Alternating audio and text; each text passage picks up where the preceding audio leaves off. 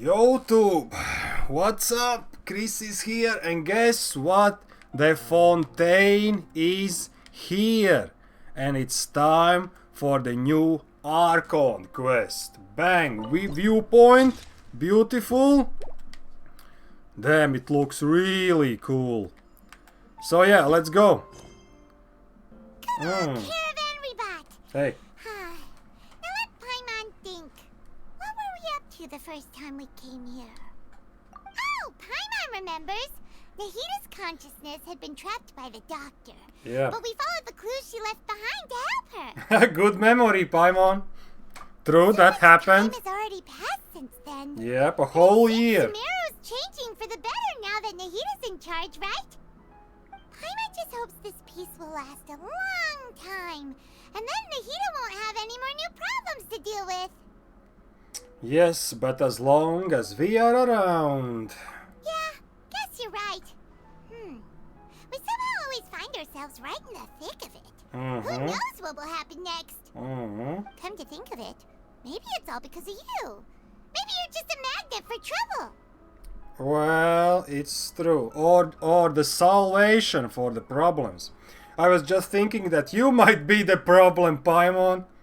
Huh? Me? Before Paimon ran into you, Paimon never ran into any trouble. Of course. At most, when she was super tired, Paimon got caught in some strange whirlpool and sucked out into sea. And even then, you fished Paimon out. Anyway, for Nahita's sake, maybe we should think about heading to our next destination for now. Next stop, Fontaine. Ah, look who it is. Hey, Running into Daya. you in a place like this? I can see you two still love wandering around. Yeah. Oh, it's Dia! Since when are we just wandering around?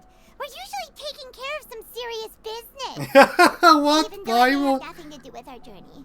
Oh. But never mind that. What brings you here? Yeah, I just Daya. finished a commission in the desert for a usual client of mine. Nothing too interesting. Just escorting a shipment of goods. I'm on my way to Protect report the back. balloon daily. Oh my god. That's when I saw you two all the way over there, chatting away. What were you two talking about anyway? We are preparing to leave Sumeru and head to Fontaine. Huh? Nani? Are you serious? Oh, saw and the that NPC. But you are travelers after all. I guess you'd never stay for too long in one place. We are here for a whole year already. Bumping into you like this will become a rarity. Nah. I'm starting to feel sad just thinking about it. Boo-hoo. No, don't cry, Hey, Daya. how about I gather a few mercs to escort you two? What do you say? Nah, we're just gonna teleport. But no need. Oh, Paimon had no clue you'd miss us so much. But don't worry. We'll come back to see everyone when we get a chance. Sounds good. All you need to do to get to Fontaine is cross this stretch of desert and navigate some waterways. Knowing you two, I'm sure it won't be anything you can't handle. Nope. One teleport So, away. When are you leaving? We will leave as soon as we have finished a few more preparations. Oh, wait a sec. Paimon just remembered there are still a few dishes in Sumeru that Paimon hasn't tried yet. Come on! Now, where's that list Paimon made? Fontaine? I see. Sacre bleu? Guess you won't be needing a going away party or anything. It's sad enough to see you go like this. Though, now that I think about it, Sumeru wouldn't be what it is today without you. True. Seems true heroes always prefer leaving quietly. By the way, should we go say bye to Nahita? She will know from her dreams anyway. Oh, good point. Then there's no need to bother her in the real world. Then, I guess this is goodbye for now, Traveler and Paimon. Whether as a client or a friend, you're always welcome to come find me. Don't worry, Daya. Bye, Daya. Goodbye, Dia. Bye-bye, Sumeru. It's not like we're not coming back, come on, man. After settling matters in Sumeru, you approach the border with Fontaine. We are here. After crossing all that sand and water, we finally made it! Yep. Oh, this must be Fontaine's port. Wow, everything looks so advanced in Fontaine. Paimon's heard that the industry here is extremely developed, and there are all kinds of unusual machines. Ooh, so I heard. And it's about what I imagined. Just seeing the sights as a tourist is nice, but maybe it would be better if we found something to do. What do you think? Let's start by meeting the Hydro Archon. Straight to the point. Yeah, Nahida gave us loads of useful information. Straight to the point. Seeking out the Seven is probably still our best source for information at this point. Our journey is to find my sibling and also to find the truth. Yeah, the more we can learn, the better. So, what do you think the Hydro Archon's like? Will we get along? Nahida said that she has a very unique personality. Very Whatever that unique. means. To learn about a nation's god, start with the nation's people. There seems to be some locals talking over there. Let's go see if we can join the party. Okay, let's go, Paimon. Let's talk with the NPCs. If you ask me, it's a tragedy how things ended for him. Clearly, he was a pretty decent person. Was he? Yeah, I didn't expect that kind of ending for him. I thought he would at least fight on a little longer for his family. I was expecting a sudden plot twist, but it's a pity that it never happened. Still, his story is quite the tearjerker. Ooh, someone ended himself. If these friends-wise no one is smoking. Can I help you too? Yes. I couldn't The help life is notice hard. you standing here Ooh, listening. the Lynette is standing there. Hi, we're travelers new to Fontaine, and we had something we wanted to ask, but you seem to be really busy talking about some kind of play, so we didn't want to interrupt. Play? Oh, no. We're talking about something that really happened. In fact, it's a case that was just heard a few days ago. Really? Like a real trial? But the way you were talking about it and the words you used just now made it sound like some kind of story. Come Well, on, good tales are Paimon. often based on true stories, aren't they? And what you see in reality may also be someone deliberately putting on an act while harboring ulterior motives. Whether something is true or not simply isn't that important. The main thing is whether the story being acted out on the stage is splendid enough. Oh, but it looks like you're from around Splendid. here. You probably don't know that the Fontaine Court of Justice is called the Opera Epiclese, or more commonly known as just the Opera House. So they see trials as sort of opera. But, shouldn't court cases be treated a little more seriously than that? Not to question Linny's Fontaine's way of doing poster things. in the background. It's just that putting someone on trial is usually a very serious thing. No worries.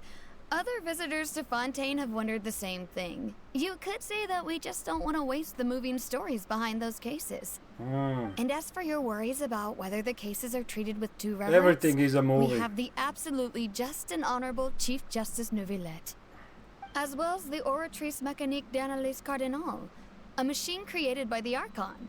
Between the machine and the Chief Justice, false charges and injustice are a thing of the past now. So this is the nation of justice. Oratrice? Is it some kind of machine too? Oh, Paimon's curious. We should check it out if we get the chance. Wait, Paimon almost forgot to ask you our question. Do you know what we should do if we want to meet the Hydro Archon? Do a crime. Oh, that's easy. Just go to the Opera House. Lady Farina practically lives there. You could definitely say it's her biggest passion. I think what they mean is that they wish to speak with the Archon personally. In that case, I'm afraid it's going to be a tad more difficult. You'll have to make an appointment well in advance, and it'll depend on whether or not she has any time slots available. Time slots? Is the Hydro Archon super busy taking care of official stuff? Judging people. Didn't you say that she's always at the Opera House? No. Lady Farina seldom takes an interest with the nation's affairs. The reason it's difficult to make an appointment is simply because she's incredibly popular. That's right. After all, she is the Archon. Though she may tend to get a little dramatic from time to time, people can't get enough of her. Fossilor and First time Furina. Paimon's ever heard of an Archon being described that way before. Wait! Paimon gets now! The Hydro Archon is kinda like a big celebrity here, right? Probably. Yeah, I suppose you could say that. Perhaps you could even say our mascot. Hang on. This is still Fontaine's Archon you're talking about. You should show some more respect. Show some respect. Yes, you're right. I guess I should at least try to be a little more respectful in front of visitors.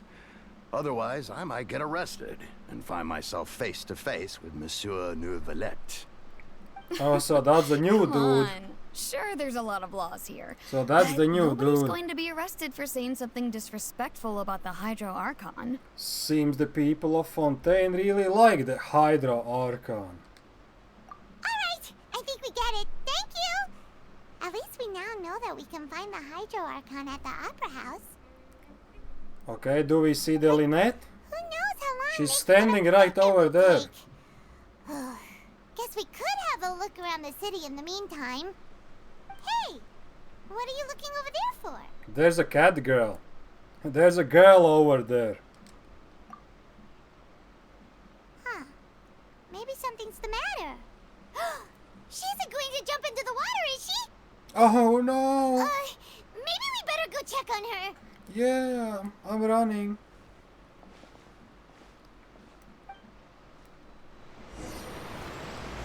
Prelude of Blancheur and Noirceur. Okay. Take it easy.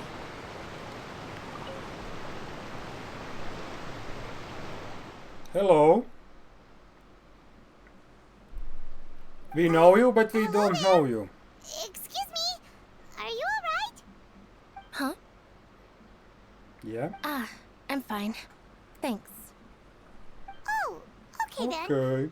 We just noticed that you seem to be worried about something. About many things, actually. But there's nothing I can Well, do. yeah. To That's myself. how it is. I was just reminiscing about a place my brother and I would play when we were kids.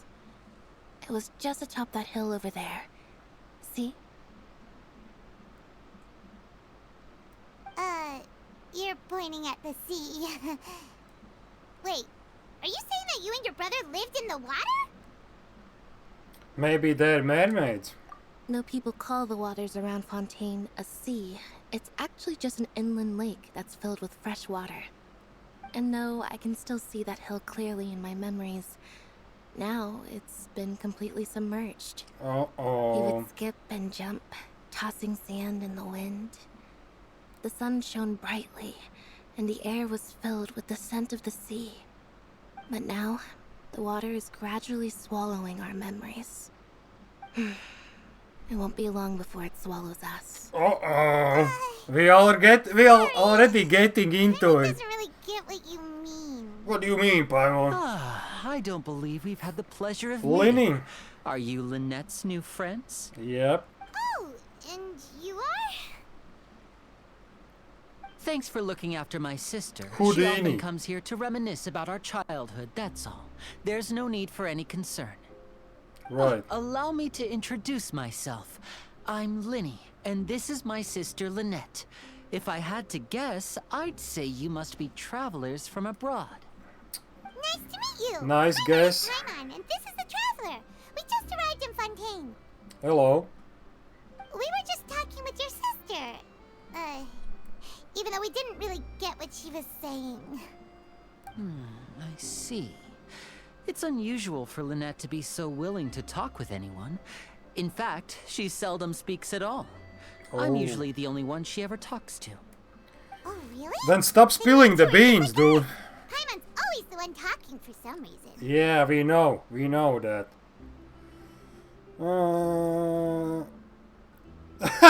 Because you always steal all my lines. So that's how you think it is? I also think my brother can be too talkative at times. Ooh. Seems you were right, Paimon. We are quite similar. Mm-hmm. So, what did Lynette mean just now when she said that the water is engulfing your memories, and that it won't be long before it engulfs you too? Oh, that. It's from a prophecy that's been circulating in Fontaine for some time now. Well, I suppose prophecy isn't exactly the right word, because that implies a certain amount of uncertainty. There's no doubt about what's happening in Fontaine now. Oh, what's happening in Fontaine? Where to begin? Jeez, 20,000 years ago. Let's put that question on hold for a moment. We still haven't formally greeted each other yet, have we? Did all the introductions earlier not count? No. Hello, traveler. Hello. Hello, Lenny.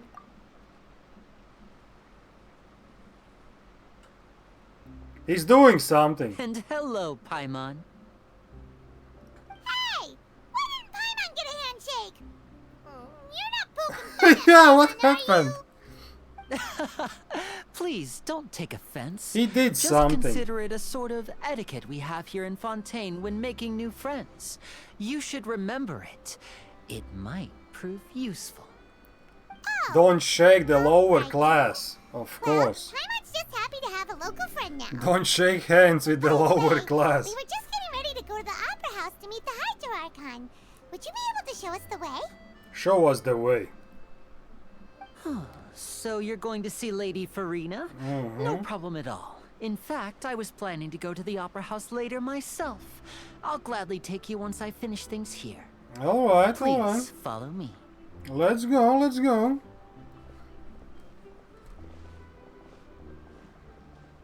We walked like 5 steps and...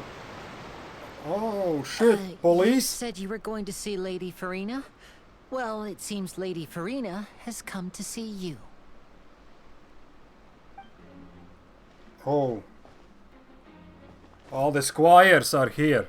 Ooh, oh my god, yeah. Ooh, shit. Oh, okay, everyone is here already.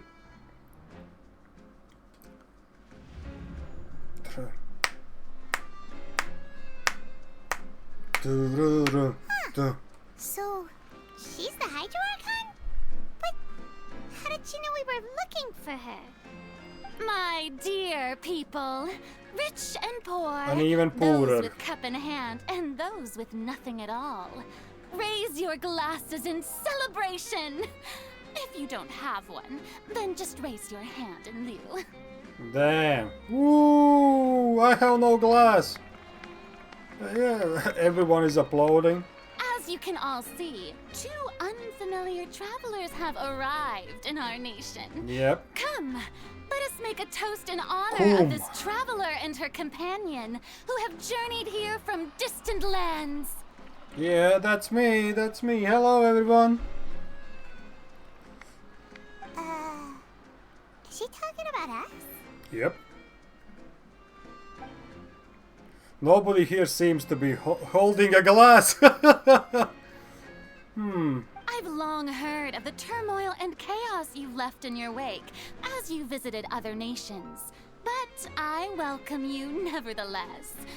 No, I have come to receive you. What do you mean? I personally. fixed everything. Fear is for insignificant cowards. I am a god, and I will never entertain the notion of such meaningless wariness. You can be rest assured, I see clearly your sincerity. Damn. Of course, She's seeking an definitely audience with full me of herself. is the most sensible thing to do. It will allow you to truly behold my power and witness my authority. Intelligent people always gather under the correct. Damn, so much propaganda Fossilor, already. hereby welcome you to the nation of Hydro and acknowledge the value and significance of your trip. Now, you may rejoice in this. Well, finding the Archon was easy enough. Yeah. Paimon still can't believe it. Feels like we've only been here for a few minutes. Well, it's done. But the Hydro Archon's entrance was... 4.0 done. How should Paimon describe it? A little over the top? A little over the top. Miss Hydro Archon? How did you know we were coming? Yeah. I see. As Outlanders, you inevitably lack even some of the most basic understanding. Don't forget that even the gods can be divided into the mediocre and the excellent. Ooh. I suppose it's only natural for you to be awestruck by my abilities. Oh my You have god. best stop and consider. Do you really have the noble qualities and etiquette necessary to communicate with a god? All it takes is a flick of my finger for me to know everything about you. That's the dude. He snitched already. Something high and mighty. That dude snitched already. Feels like she can't get over herself. Oh? What's with these looks? Perhaps the welcoming ceremony still isn't enough? What else should I say then? ... Is she waiting for us to start talking? Wow, I didn't expect to see Lady Farina here. What a surprise! Wait, does this mean they're the legendary blonde traveler? Yeah, that's How me. did I not notice before? Hey, what's all the commotion? Oh, is that Lady Farina? Is there some kind of drama going There's on? always drama Of course. going on. That's the blonde traveler. The one all those stories are about. Lady Farina came here to personally see her. Oh, I bet this is going to be the duel of the century. Ooh, I've got to see this. I knew Lady Farina would never disappoint. Well, my dual blade is ready. Yes, but don't get too excited now. My dear believers and spectators alike tend to get quite rowdy, and despite the noise, I've come to tolerate all their ruckus. Oh, wow. So generous from you, Mrs. God, You may Emperor. consider this my reward to all of you. I have determined that there will be an epic duel between myself and this traveler from another land, just as you were hoping to see. Well, let's go. Let's go. Now she wants to fight? Aren't we getting a little ahead of ourselves? Bring it on. Dual blade ready. Oh man, this girl. Woohoo, mama. I'm ready. I'm ready. Are you not afraid? Might I remind you that this is a duel against the divine? Ah, not the What are you first one. trying to do, traveler? Provoking the god in front of Chlorine. her people? Chlorine. Stand down, Ah. Florend. I admire her bravery. Few have the courage to draw their sword against a god. She is obviously a true warrior. Yeah, have a dual blade level 1. Unfortunately, people nowadays only crave to be thrilled, and a mere duel will not slake their thirst for excitement. Oh my god, we need something complicated. Yeah, she's right. Just a duel wouldn't be all that interesting. On Araneus, criminals are always requesting duels to defend their honor. You're getting a bit old, to tell the truth. Oh my You god. see. Then, as the god of justice, I shall face this traveler in another kind of duel. A duel in court! This is bullshit. All right. Now that'll be worth seeing. Right. This is Fontaine, after all. Such a grand opera house, it would be a pity not to use it. Thanks for fucking explanation. Crowd's reactions. Seems you've spent a little too much time in the opera house. Besides, how exactly do you plan to have a duel in court? You mean you're going to put us on trial? We literally just arrived here. Oh, we have reason to put you on trial. It's obvious, isn't it? Obvious.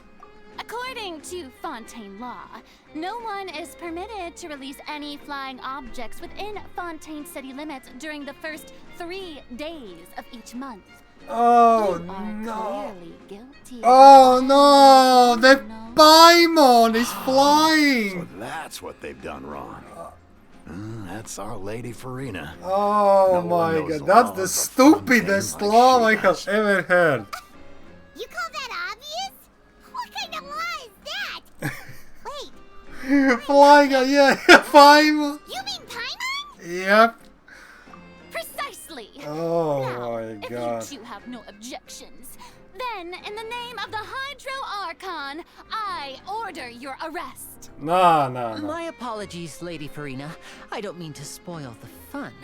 But if you would allow me to interject, I don't think that Paimon here meets the definition of a flying object. Uh-oh. You tell her, Linny. Finally, someone who's She's not more crazy. like a flying lavender Anyone melon. call Paimon a flying object? Ah, great magician Linny. Great. My beloved citizen. I'll permit you to object. But how exactly do you plan to prove your claim? As a magician who just rained on your parade, I naturally should shoulder the responsibility of saving the show. So, with such an audience gathered here, allow me to perform a trick for everyone. He already did something on her. Yeah? Yeah, that's what he did. Ta-da! Ta-da, what happened? What's that on Paimon's back? Hey, when did you do that? Ah, when Linny patted you on the back. Mm-hmm. No, come on, we don't need fucking flashback for that. It happened like 10 minutes ago. They are showing it like full. Oh my god. There. As you can all clearly see, Paimon should be classified as, well, something like a balloon. This rope has been in the traveler's hand all along. It was just that no one could see it before. Ah, god damn it. You call that magic? You've got to be joking. What the fuck, man? I thought it was pretty good. Nice one. Isn't the balloon a flying object? Come I'm on. not sure what to think. That makes it It even seems more a Lady flying Farina's object. charges no longer hold water. Oh. Oh my god.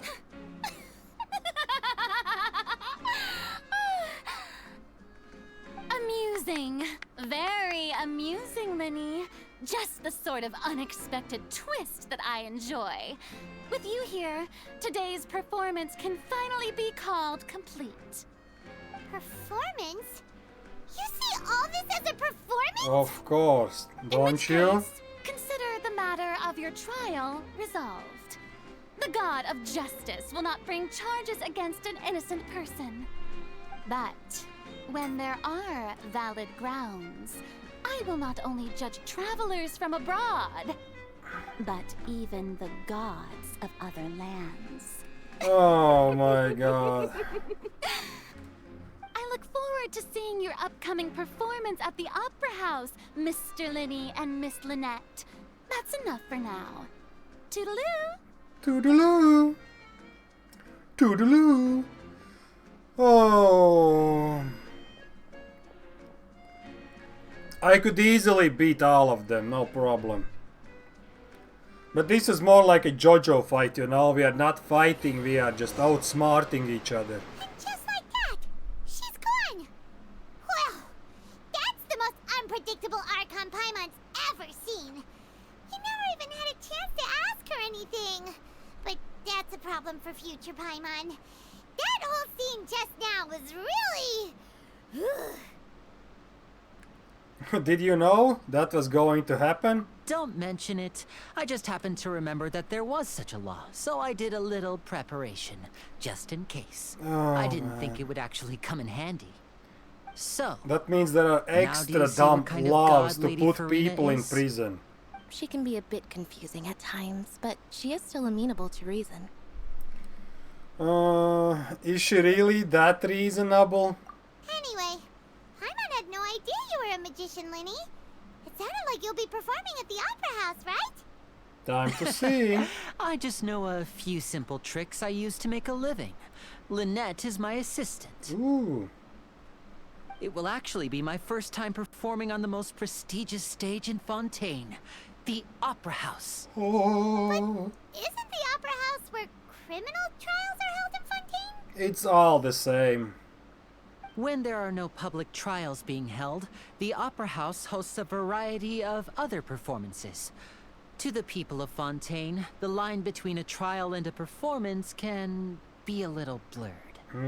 And speaking of performances, I would be remiss to forego this opportunity gifted by fate. Might I invite the two of you to see my performance? Oh, that would be an honor. My brother's always excited to make new friends. I will do it for you, Lynette. Sure. We don't really have anything to do now, and we wanted to go to the Opera House anyway. I would be delighted.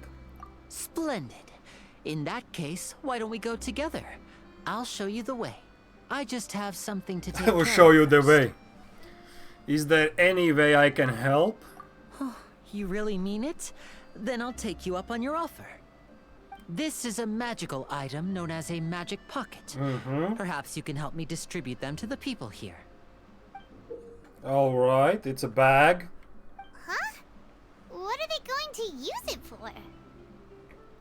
They put their money inside and then it About that. disappears.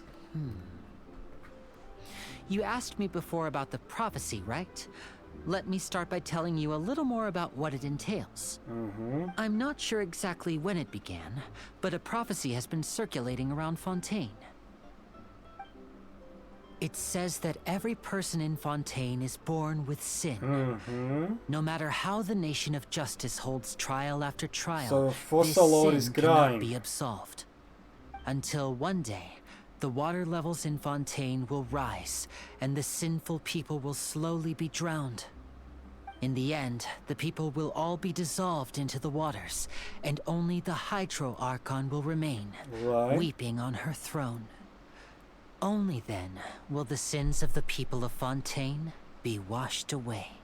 That sounds pretty gloomy. Yep. Why are people in Fontaine born with sin? What is that supposed to mean?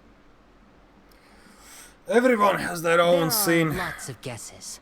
Some say that the ancestors of Fontaine stole the power of the seas and stirred its wrath. Others say that the people of Fontaine never heeded the first Hydro Archon's warnings and offended Celestia. But here in Fontaine, evidence is what matters. There hasn't been concrete evidence for any of these claims, so they can only be regarded as conjecture.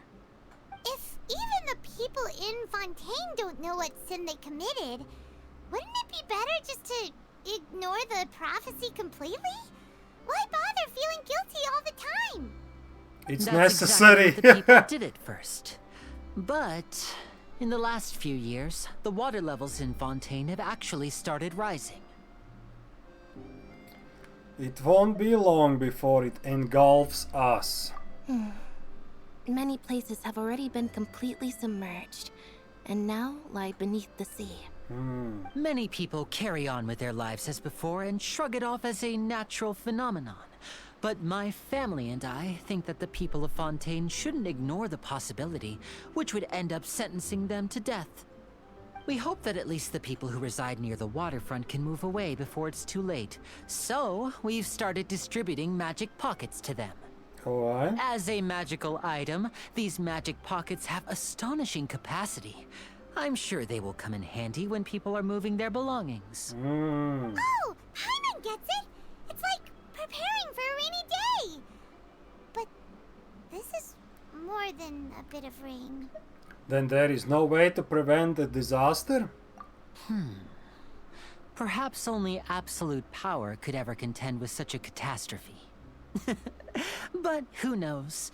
We're just tiny specks in the grand scheme of things. Now, if you'd like to help, then please give these magic pockets to anyone nearby. Be sure to convince them to take it, regardless of what they say. Okay, free bag. Hey What's man, this? You want the free also bag? believe in the prophecy. Keep it. I won't have any use for it. What? You mean you don't believe in the prophecy? No, I believe in the prophecy. But I also believe in another story. Yeah. The story says that people once lived in the ocean. They were one with the ocean and couldn't live apart from it. But as time wore on, people desired to live on land and developed blood vessels, encapsulating the sea within their bodies. Thus could people set foot on land. So, if you ask me, when the water rises and takes us all, it'll be like we're going home. Only dead. Oh, we hadn't heard that one before. But people can't live underwater. They'll die. You should probably still take it. They're gonna die. All right, I'll take it. I guess I just feel that being dissolved into the water doesn't necessarily mean death.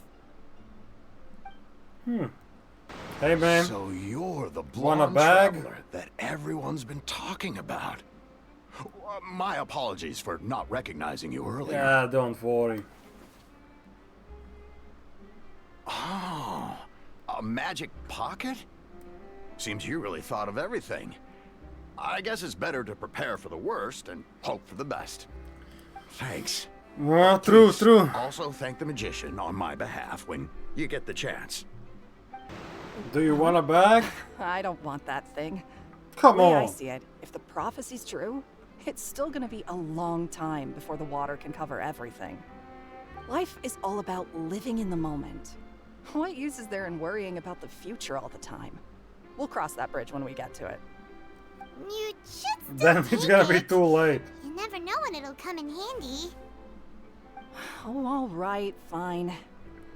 Thanks. That was easy. It's just that if I start moving, that means I've already given up on the life I have now. I'd really rather not. I gave your bags away. You already handed out all of the magic pockets? Yeah. That was fast. So, what did people have to say? I bet you heard some interesting opinions. Many are quite stubborn. Yes, but that will change once disaster strikes. I know Wow. they'll change their minds, so it's only right to help them prepare.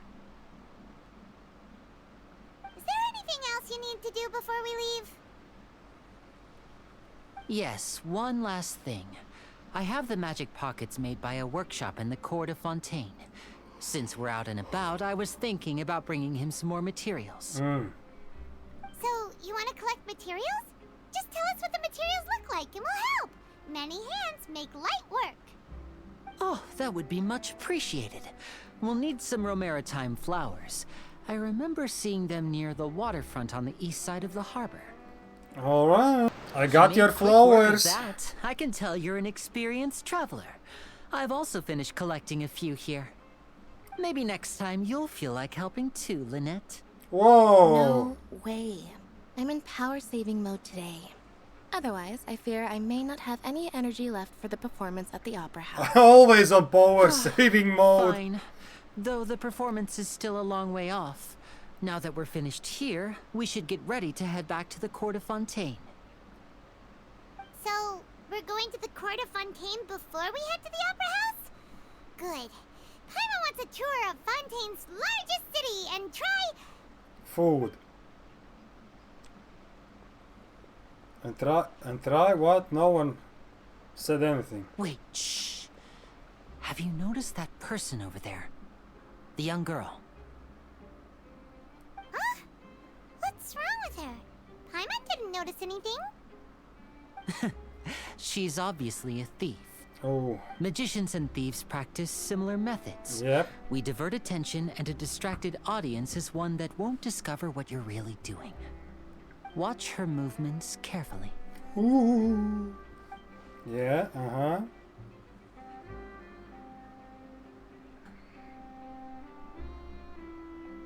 Oh, he's right! Shh, keep your voice Yoink, down. We yoink. need to think of a way to catch her, but it seems she's very alert.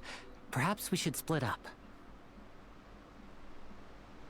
Alright. You two can ride the lift over there and wait up top. I bet that'll be her escape route if she tries to run. Leave it to me. Alright, let's go. Oh, but before, let's activate this.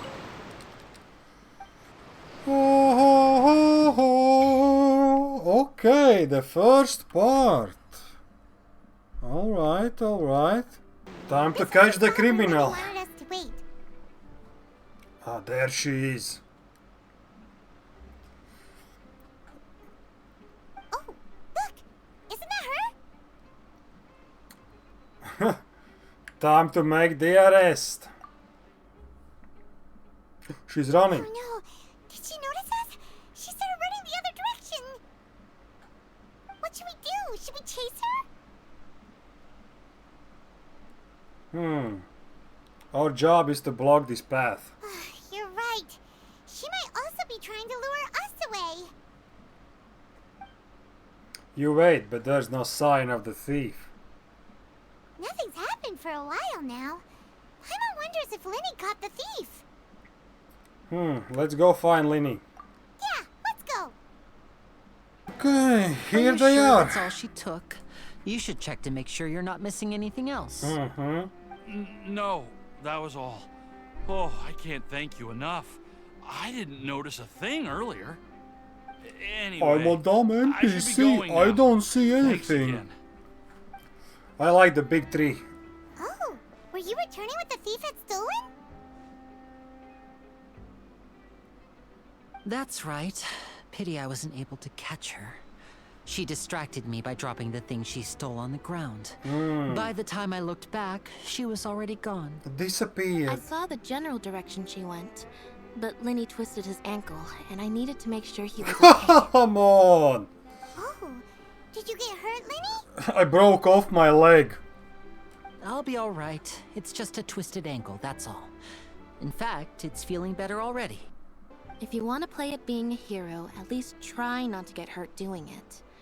Imagine what would happen if you managed to derail our performance as a result. Yeah, imagine. You're right. Sorry, Lynette. I have to admit that the thief was even more skilled than I had anticipated. But at least we were able to get the stolen items back, so it wasn't a complete failure. What a slippery little thief. Guess things turned out alright in the end, though. Linny's initiative paid off. Alright, let's put this little detour behind us. We should go to the Court of Fontaine now. Let's go. Boat ride, excellent.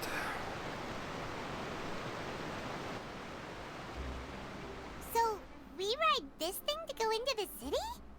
What an ingenious way to get around. People in Fontaine really know how to use water. This is an aquabus. It allows people to travel between several key locations around Fontaine. It's pretty convenient, but the ride can become a little dull after a while. The scenery is always the same. That's why it's better to travel with friends. So you mean it's still boring even when I'm riding with you? Oh! No, that's not what I meant. It's just that... Oh my well, god. you don't really talk that much. Oh! Besides, it doesn't really feel like a real trip when it's just the two of us. It's the same as being at home. Whatever. Whatever! Oh man, she's cool. Guess that's what it's like to be an older brother. Is he an older brother? It's about time for us to leave. Let's get on board. Everyone on the board! Oh, Charlotte!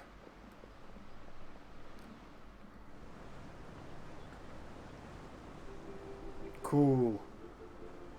Charlotte is also here. Huh? What? Traveler! Paimon!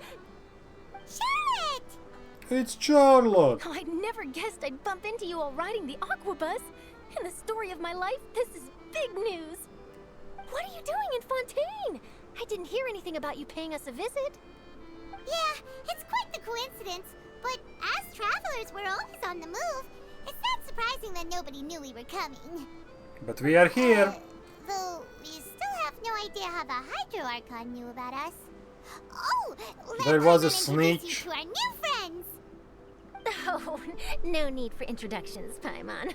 I would recognize the great magician Linny and his assistant Lynette anywhere. I wouldn't be much of a reporter if I didn't know who they were. It's a pleasure to meet you. I'm Charlotte, a reporter for the Steambird. Nice to meet you. From the Steambird, huh? We've often relied on your paper to promote our performances. It's an honor to meet you. Now that everyone knows each other, Fontaine suddenly doesn't There's feel a like ship such an unfamiliar place. on the shore. So, what have you been up to lately, Charlotte? Any big news?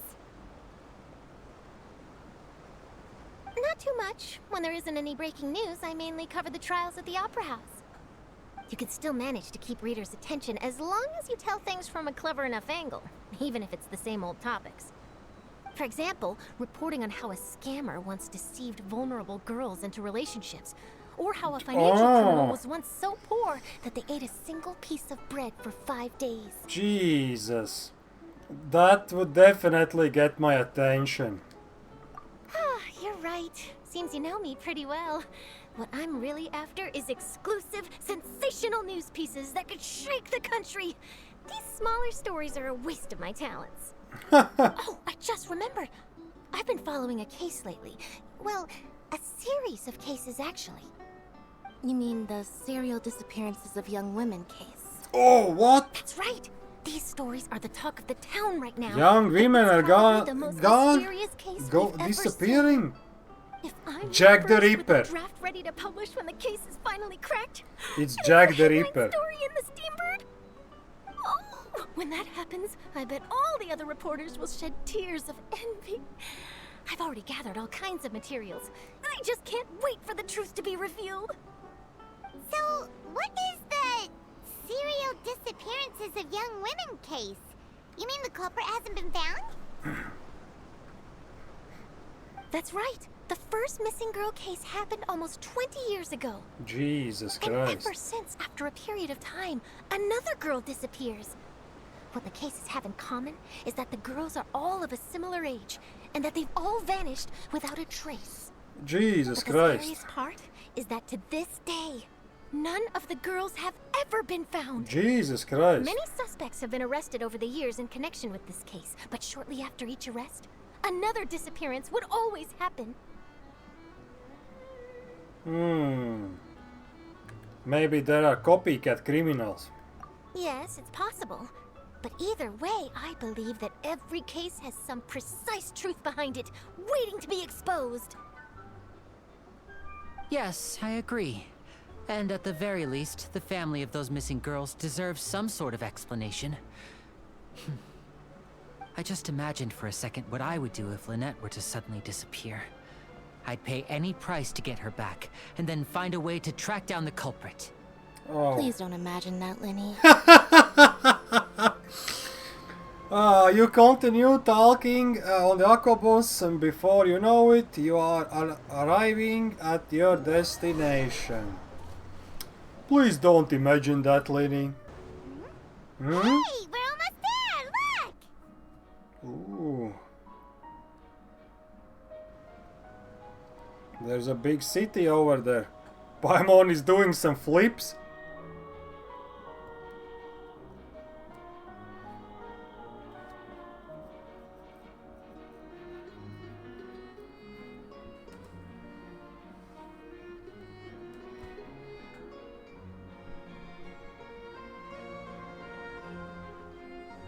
Cool, cool.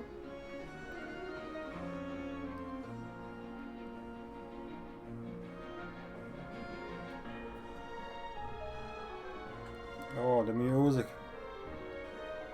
It does sound like Fatui theme.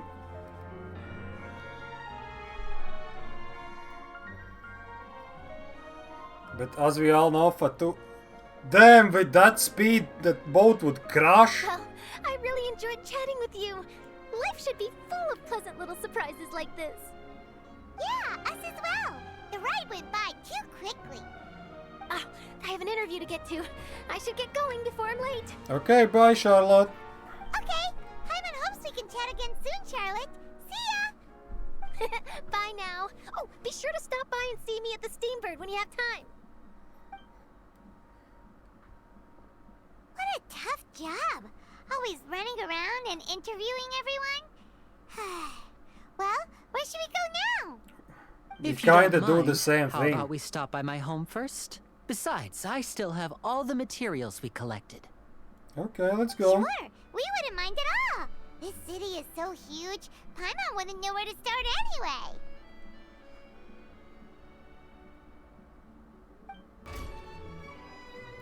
Alright. Nice centerpiece. What the hell is that? It's like a Hydra globe.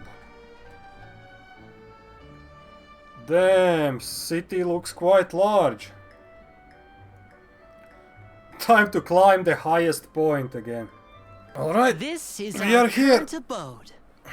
Ah, Fremine, you're Oh, home. Fremine. Where did everyone else go? I have some new friends that I would like to introduce. Oh, they all just went out a moment ago. Hey, dude. I see. You're not hot? Everyone is getting busier. Everyone now that has Father so will be much returning clothes soon. on. I suppose that can't be helped. Allow me to introduce you to my little brother, Fremine. He is a phenomenal diver. Hey, Fremine. Hello. Hello. Nice to meet you. Paimon is Paimon, and this is the Traveler. Oh, you sound very proud to have a diver as a brother, Linny. Linny sure seems to have a big family.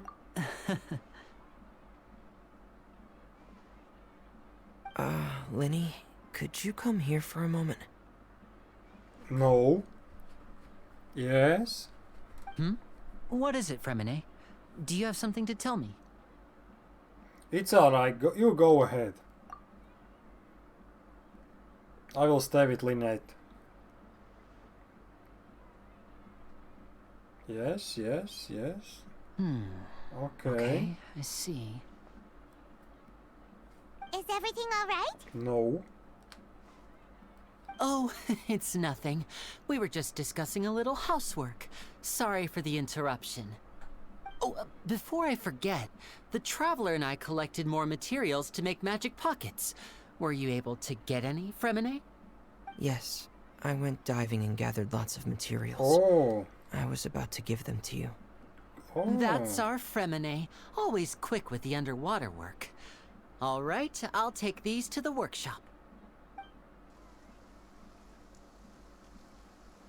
Uh-oh, it's raining. Uh-oh, it got real dark and gloomy.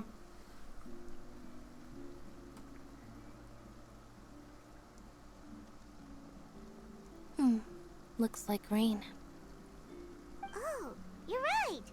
But wasn't it clear and sunny just a moment ago? Fontaine's weather sure is weird. I'm afraid that's just how it is here. It often rains on days where there are trials being held in the Opera House, but don't worry, it'll clear up soon enough. So more trials means more rain. There's a legend about the rain that I tend to believe. It's said that a dragon of water once resided in Fontaine. Though we don't know where the dragon went, every time it weeps, the skies will cloud up and pour out rain. When I was a child, my mother told me that if I wanted to go outside and play, I should yell toward the sky at the top of my lungs. Hydro Dragon! Hydro Dragon! Don't cry! Damn, lame. Could that Hydra dragon be the elemental dragon of Fontaine? If it's an elemental dragon, then having the power to make it rain wouldn't be very unusual. Let Paimon try something. Joe! Hydro dragon, don't cry! It starts downpouring even more. It's not working. doesn't seem to be of any use. It is just a legend after all. You know, you might be a more popular magician if you understood the concept of romanticism. Or could at least play along. Sorry, it might be because we've never met the Hydro Dragon. Perhaps it can't be comforted by the words of strangers. After some time, the rain stops. It rained for longer than I suspected.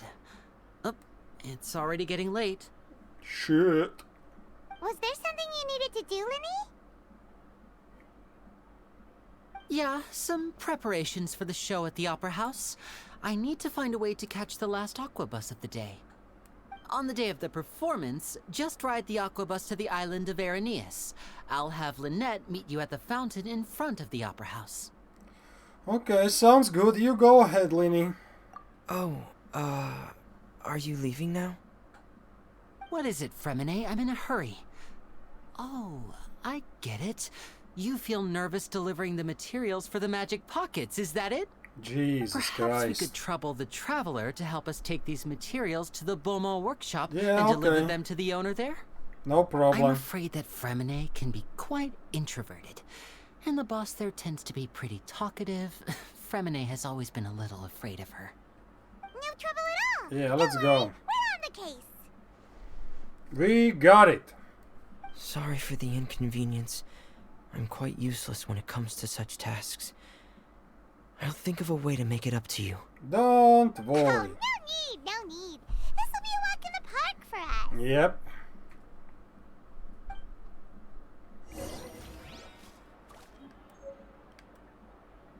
Fremine? Thanks again, you two. I really can't deal with that lady. It's okay. Hello? Hello?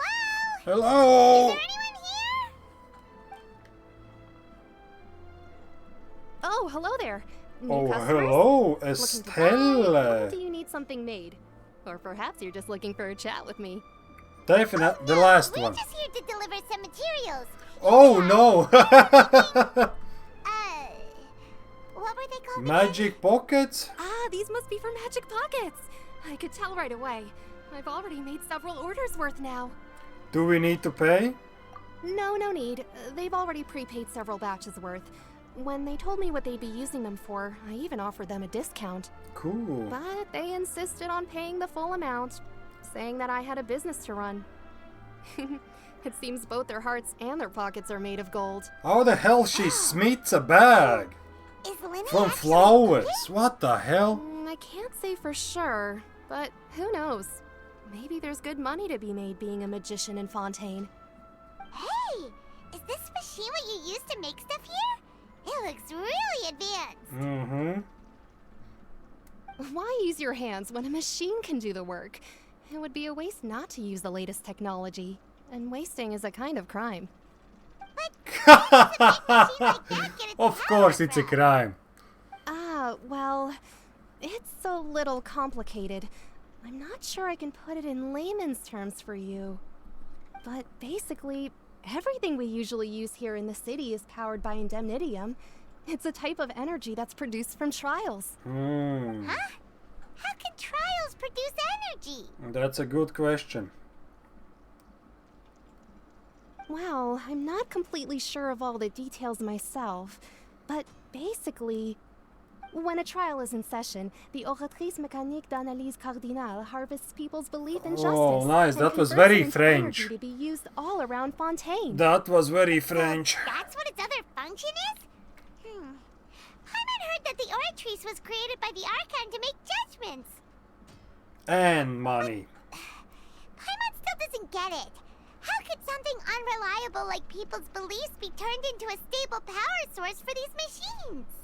Well, Venti and Nahida both said. Oh, yeah!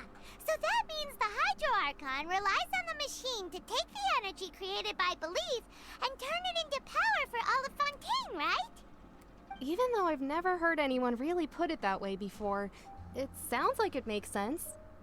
Besides indemnitium, we have another type of energy called pneumosia. It isn't produced by the power of the Archon, but it is unstable by nature. Even now, it still cannot be widely used by civilians. The opposite one. I thought I'd find you hard at work, but here you are. Who the hell is this one? Since you're already talking, I'm sure you wouldn't mind a few words with me. You again? Oh no, the Mafia is here. That I'd have the more I owe to Confrérie of Cabriere by next month? Why are you hounding me now? Yeah, but how do we The know Mafia that you is won't here, go of running the off by end racket, of this the month? racket machine. I want 50% today. Wait, no, 70%. What the fuck, man? You. Let me at him, come This on. isn't so great for the workshop. We've already finished our job and delivered the materials. Maybe now's a good time to leave?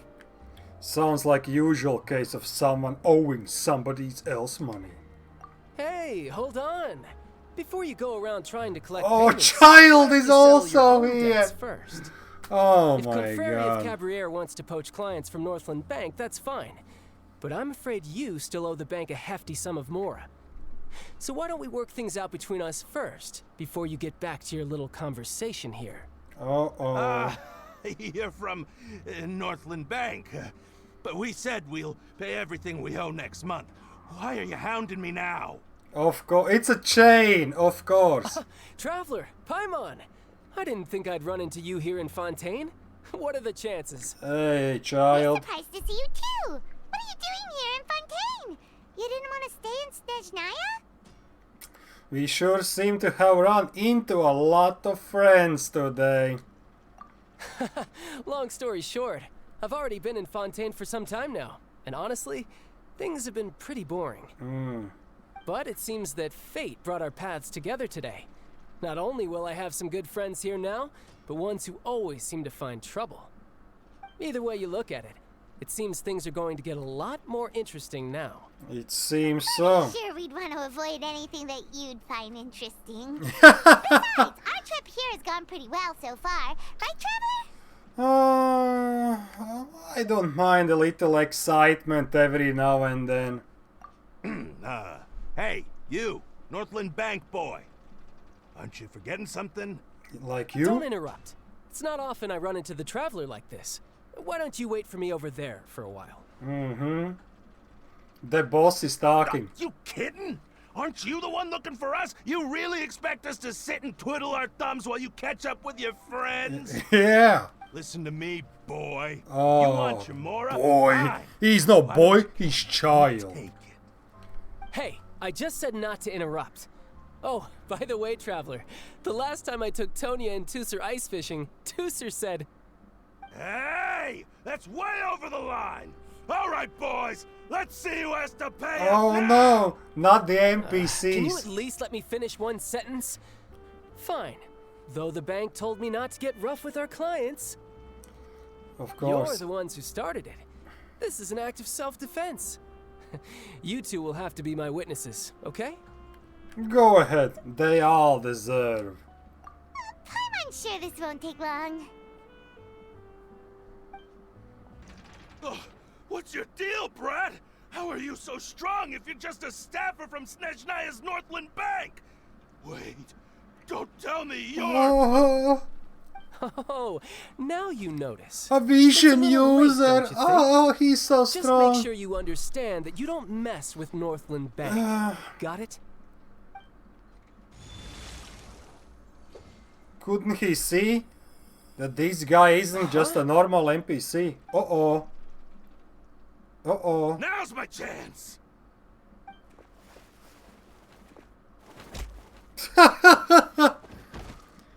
Uh-oh. Huh. That was weird. That was weird. What happened?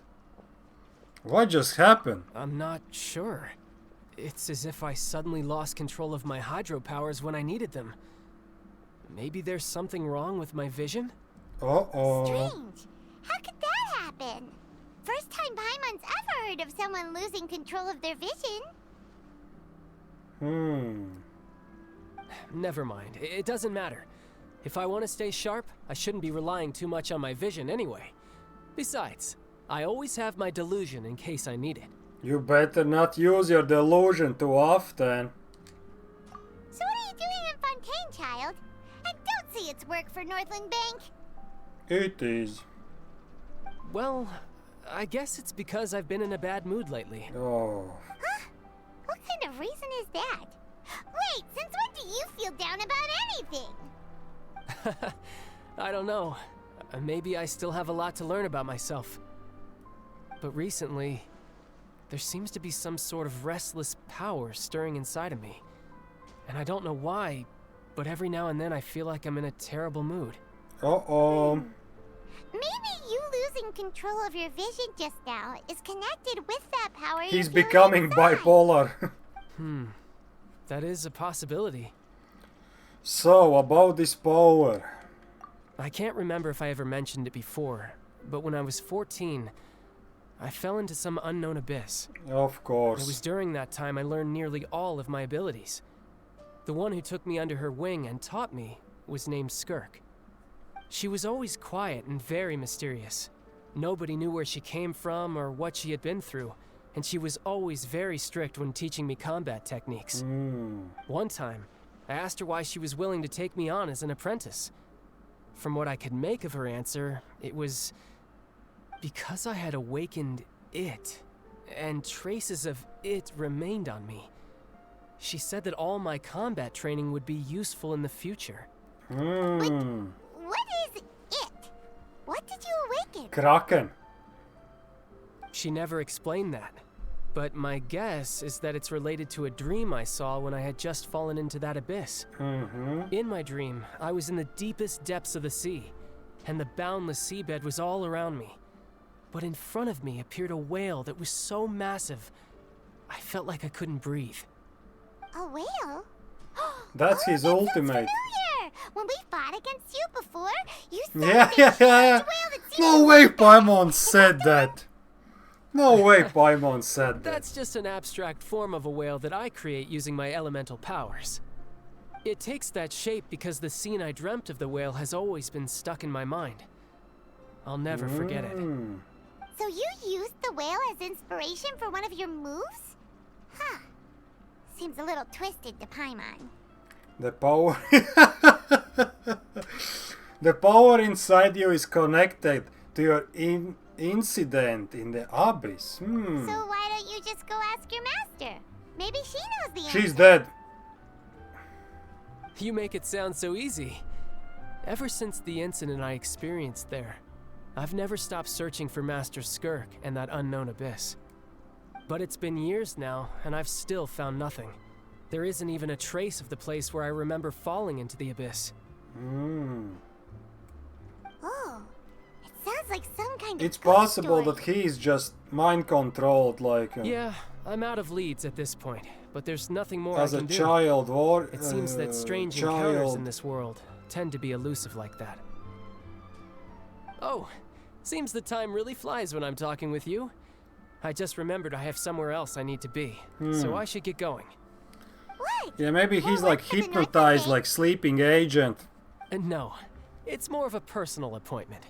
Lately, I've been sparring with some of Fontaine's official champion duelists whenever I'm feeling bored. Okay. Official champion duelists?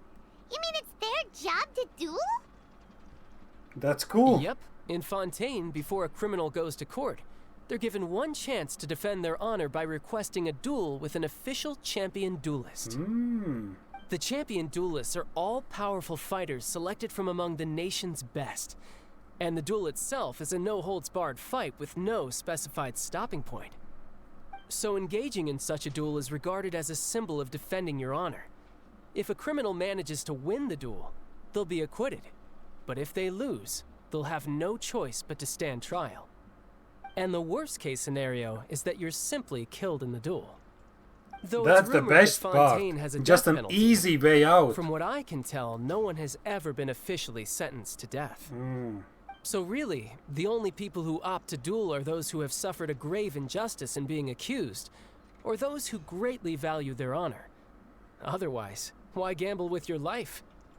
So, do many people who doesn't like gambling? Trials by winning the duel?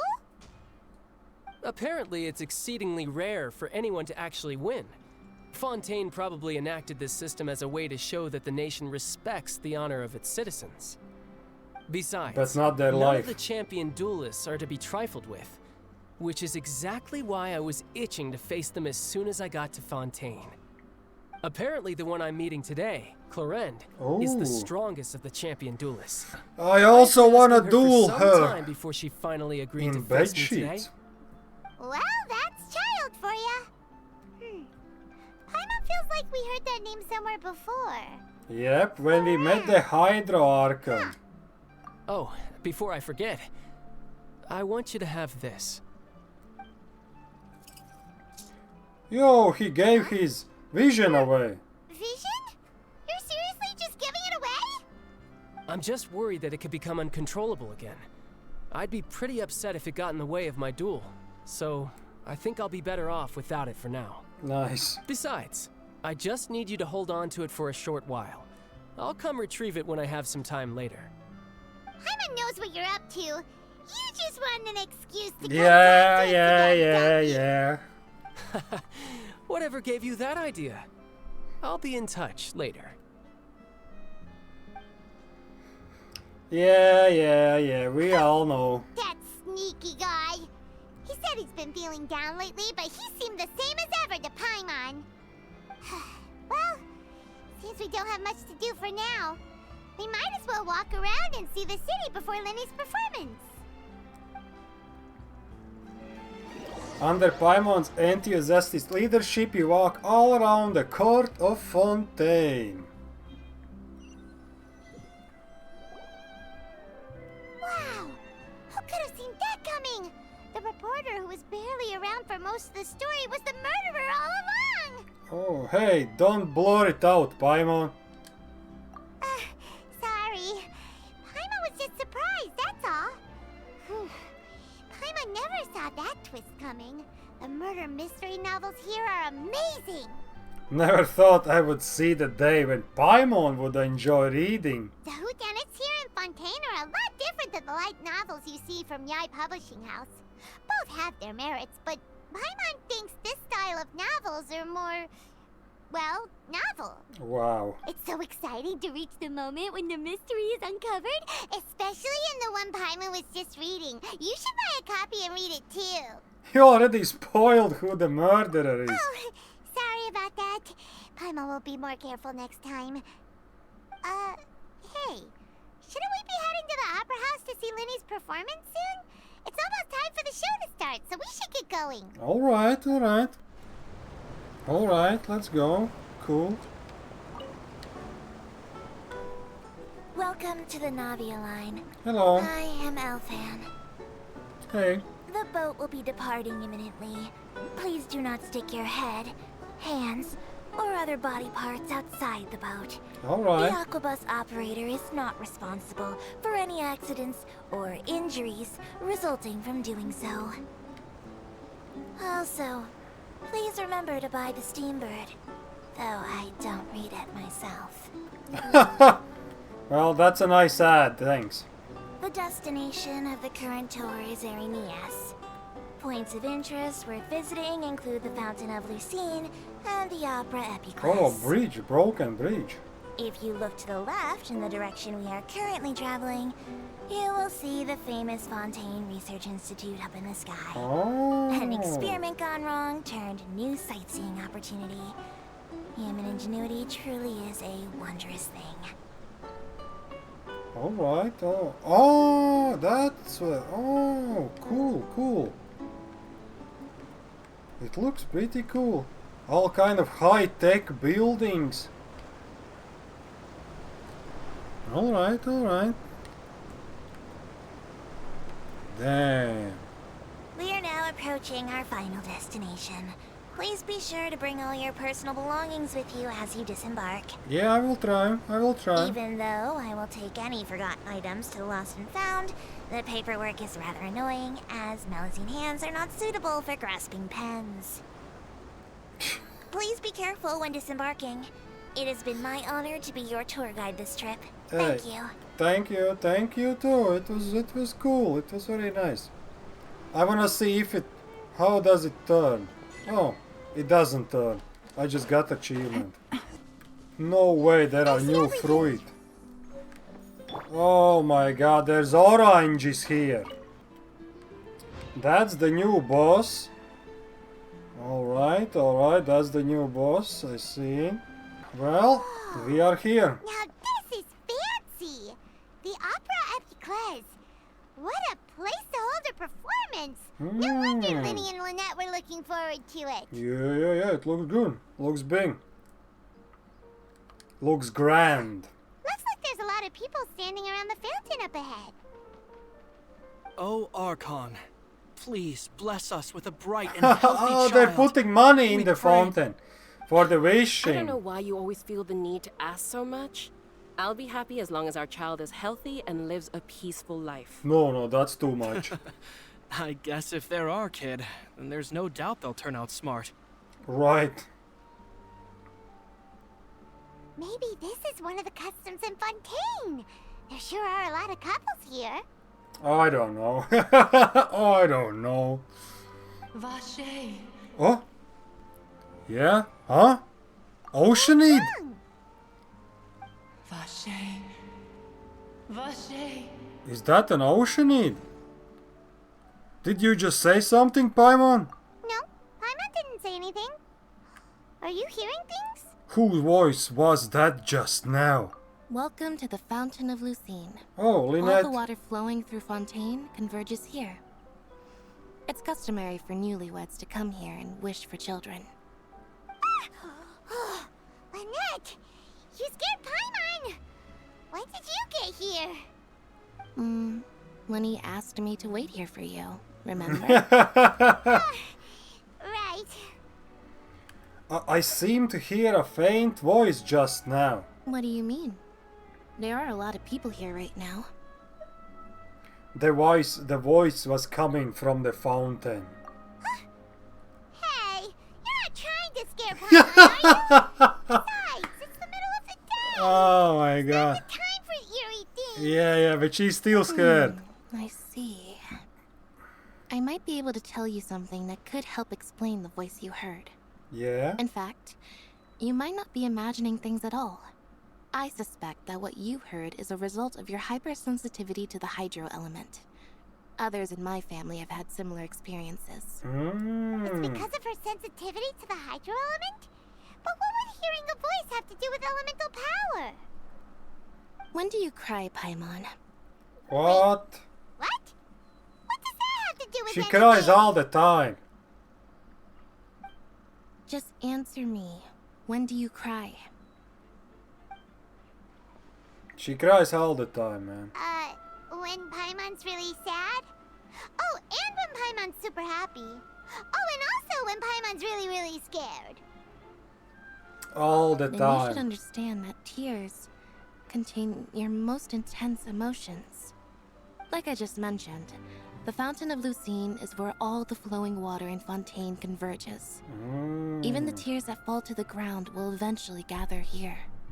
So maybe what you heard was the intense emotion coming from someone's tears. Huh, that's an interesting explanation. So, what did the voice say? It seemed to be calling out someone's name. Huh. If you were hearing their emotions, then Paimon wonders what happened to them. Rather than worrying about them, we should worry about my brother first. Alright. What's going on with him? Don't let that calm look of his fool you. He tends to get pretty nervous just before a performance. So chatting with Linny might help him relax a little before he goes on stage. Okay. Oh, right. That makes sense. Let's go in and see Linny. Yeah, let's go. Offering to the fountain. Whoa, what? Offering to the music disc. Holy shit. 105th? Jesus Christ. Offering.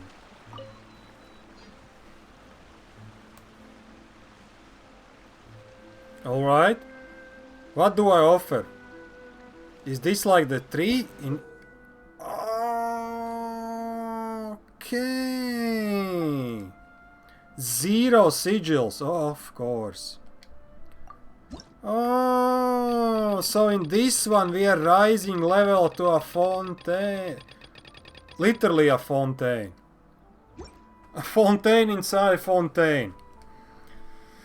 Alright, got it. Hey, Lenny, you alright, man? How was your leg? Traveler and Paimon, good to see you. I knew you two would come. Are you kidding? We wouldn't miss it for the world. We've been looking forward to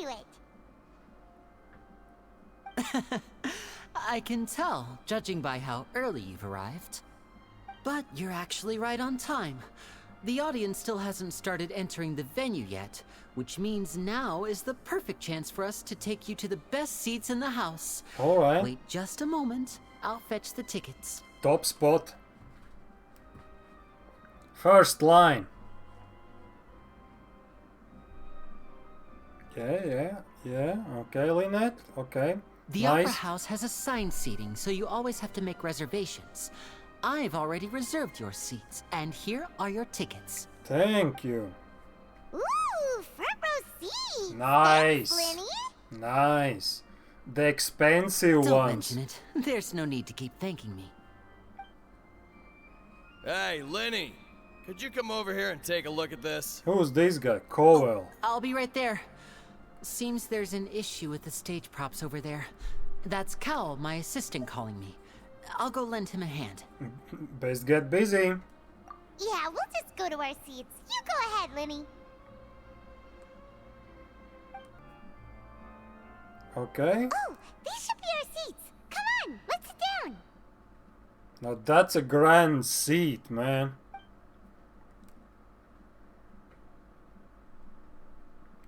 Yes, hello. Who's sitting next to us?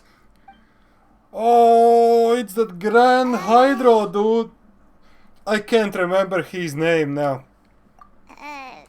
Something with an N, I think. Hello, mister? Hey, traveler. Maybe we should strike up a conversation with the person next to us. Since we're sitting together and the rest of the place is practically empty still. I like how everything echoes. If we don't say anything. You're up, Paimon. Of course you put this up, Paimon. Yeah. Excuse me. Hey, man. I did not realize you felt awkward. I am terribly sorry. I would be He actually happy to chat heard. with you if that is what you would like. Oh, so you heard all of that, did ya?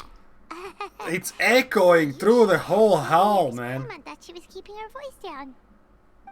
Wait, that's not it. Paimon's sorry.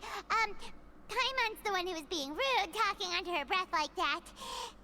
So let's talk, but, what should we talk about? This is getting even more awkward.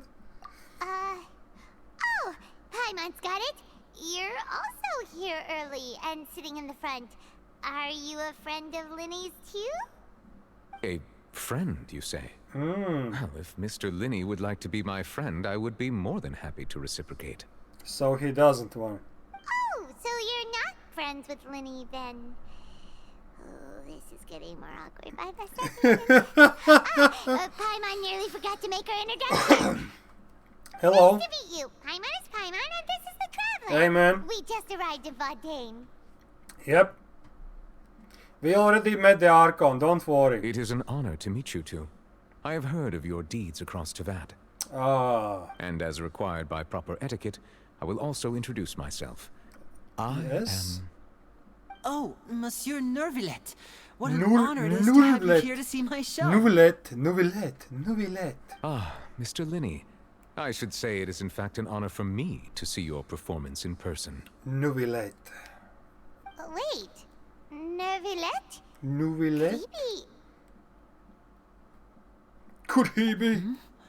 I saw you all chatting just now, but it seems you still don't know who Monsieur Noirceur is. Monsieur. Allow me to introduce you to Fontaine's Chief Justice. That Ooh. seat is always reserved for him. It wouldn't be too much to say that he's the symbol of justice and honesty here in Fontaine. Oh my god. Sorry for being so rude just now. Paimon had no idea you were such an important person. Of course. No offense taken. Being Chief Justice is merely what I do for work. Nearly every person has their usual reserved seat, so I'm not so special, really. And by the way, I should probably let you know, even though I would prefer not to. She's a flying object? There's someone sitting up there in the VIP Ooh. seats that has been striking a pose for quite a while now. I believe she is trying to give you a most elegant and impressive first impression. Oh my god. So I think you should take notice of her sooner rather than later. Otherwise she may become flustered. Someone is striking a pose. Come on, man. Huh? Oh, it's Farina, the Hydro Archon. Huh. She sure has a smug and satisfied look on her face. Guess she has no idea that you saw right through her act. Very good. That is for the best. No need to pay her any more attention. We may now enjoy the show. Oh man, I like this dude. He's like, yeah. What's there like between the Chief Justice Move and that bitch away. All right. No one please cares wait just a about moment her. longer. I've pretty much She's finished all my preparations, theatrics. and the performance will start as soon as the audience has made their way to their seats. Yay! The show is finally about to start. Paimon can hardly wait. Paimon's never Me seen too. a real live magic show before. Me too. The crowd enters the venue and the curtains open. Ooh, they're dimming the lights. The show must be starting. Man, I think they could definitely seat more people if they wouldn't be sitting like in COVID times, 10 meters from each other. Come on, man. Welcome, one and all, to the Opera Epicles. I am the star of today's show, Linny. Hey, Linny. And over here is my sister, Lynette, who will be working as my wonderful Hey, assistant. Lynette. Please, let's give her a warm welcome. Hey, Lynette. Hello, everyone. Hello. I know she may seem to be a little sleepy right now, but that's just a sign that she's nervous. Whatever. Whatever. Yeah, maybe it's... Now, some of Tell you may be everyone thinking, that. Two vision holders who can freely manipulate elemental powers performing magic is not true magic at all. Yeah. So, I would like to take a moment to assure you that elemental powers will have nothing to do with what you will witness on the stage today. Right. Who is this guy? Both Lynette and myself have removed our visions for the show. That way, even the gods won't be able to help us. Uh-oh. Good point. That's what makes the show real magic. Now, without further ado, let the show begin. Lynette will now exit the stage to make some preparations. I know you might miss her, but don't worry. I miss She'll her be coming already. right back on stage momentarily. Perhaps in an unexpected way. I'm sure she'll be stealing the spotlight soon enough. Ooh, okay, and okay. Before I forget, there's one more Man, thing I should at say. least 3 times You more never know people what could can sit happen there. in the blink of an eye. Except if one ticket costs 1 million more. A magician's Ooh, we greatest got a skill cutscene. is making things disappear or appear. The possibilities are endless. Yeah, 2.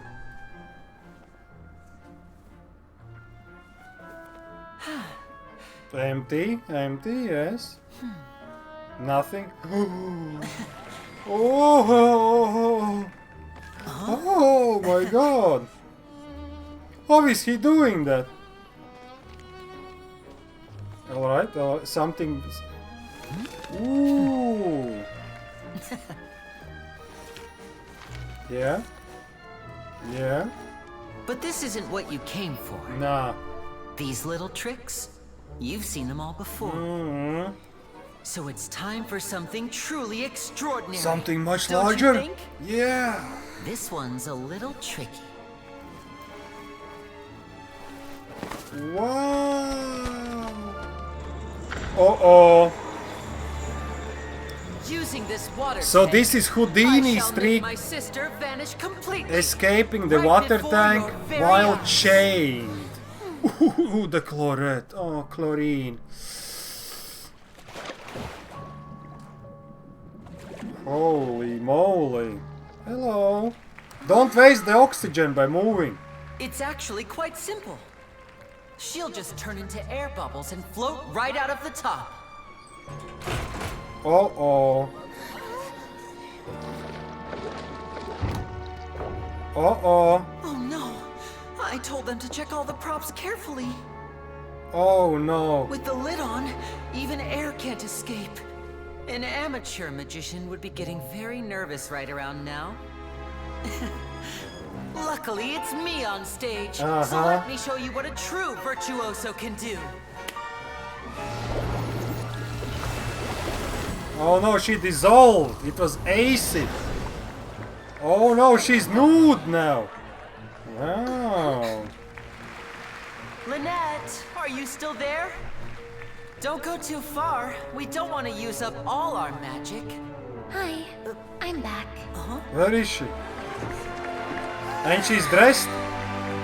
Oh. How did she get out?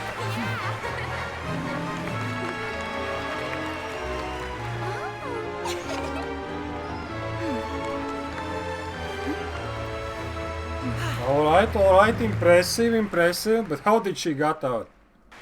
Whoa! What in the world just happened? How did he do that? Herman didn't see him do anything! Wasn't Lynette inside the water tank? How did she disappear and then reappear out of nowhere? What a show! If we could see easily through his tricks, then that would mean that his skills are still lacking. To appreciate magic, you should focus on the show happening on stage, rather than getting caught up in trying to see that which has been intentionally hidden. Guess you're right. Paimon couldn't believe her eyes when Lynette reappeared. Amazing! Thank you everyone. I'm glad you enjoyed that performance.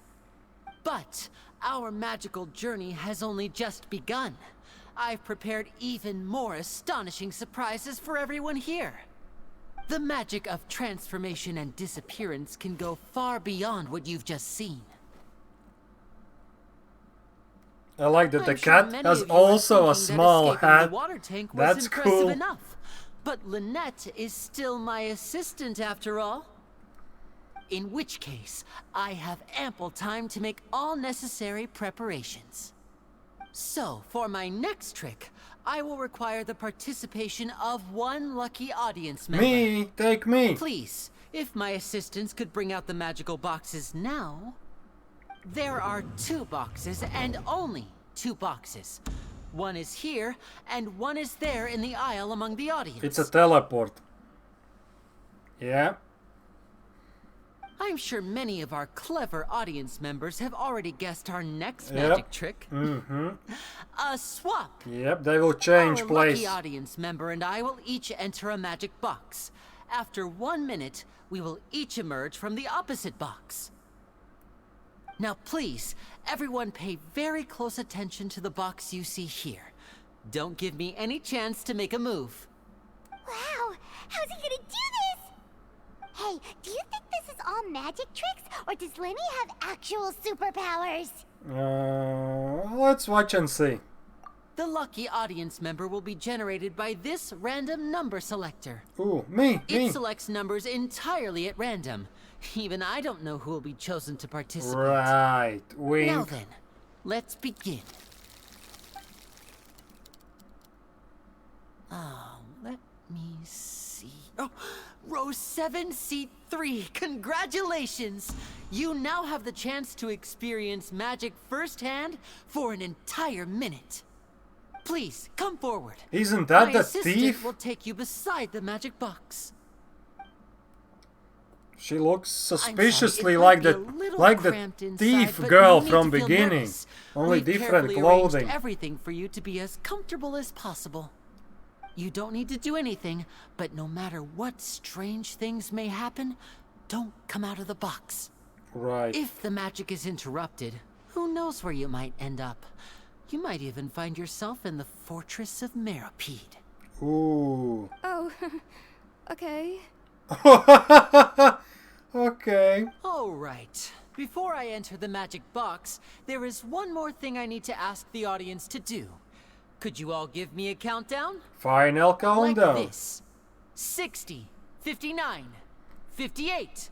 Just keep counting down. 57, You can go a little faster or slower 56, if you like. 55, I won't be able to see anything in 53, the pitch black box, so I'll be 52, relying on your voices to know when 51, time is up. 50. Oh, and no tricks 49. now. If you quickly count from 60 in just 30 seconds, then I'll be in a tough spot. 47. 45. Kinda wants to count faster after hearing him say that. With the whole crowd counting together, you shouldn't even if you wanted to. You couldn't even. No, that won't do. I can see it in your eyes. You still can't be trusted. Let's practice together. Come on, repeat after me. 60, 59, 58, 57. 60, 59, 58. Come on, 57. That's right, perfect. Keep it going. All right, I'll see you all on the other side once you've finished counting. Yes, 55, 54. 53, 52? Huh? Slower. Why aren't you counting, Nervalet? Nuvelet. I am counting in my head. I think things are exciting enough in here as it is. Merely a consequence of my identity and personality. Do not worry about me. Just enjoy the show. Mm-hmm. Oh, alright. You look so serious that Paimon thought you might be feeling uncomfortable or something. Uncomfortable. 40, 39, 38, 37, 36, 35. Mr. Linney, are you all right in there? Is everything ready? Yes, I'm fine. I'm just double-checking the direction of the magic. It would be a disaster if we get sent to the wrong places. For example, mid-air right above the audience. Oh. Even though he's saying that, Lenny doesn't seem nervous at all. I think it's all part of the show. Bang. Something happened. What was that noise? Did you hear it too?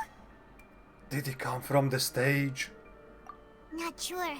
Anyway, it doesn't seem like anyone's worried about it. They're not counting. Come on.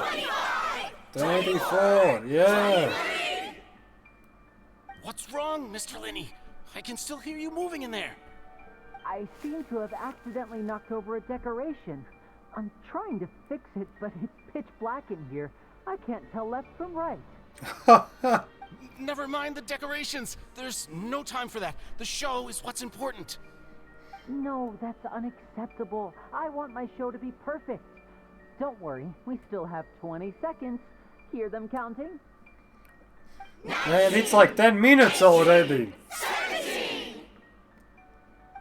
It seems things aren't quite going as planned. I apologize, everyone. No one can hear We're all anything. starting to count faster, but that's all right. I know it can be tiring to do such a long countdown. Yeah, 1 minute is so 10 long. seconds and change is still plenty of time. Another cutscene, nice. Almost there now. 2 cutscenes back to back. People is harder work than you might think.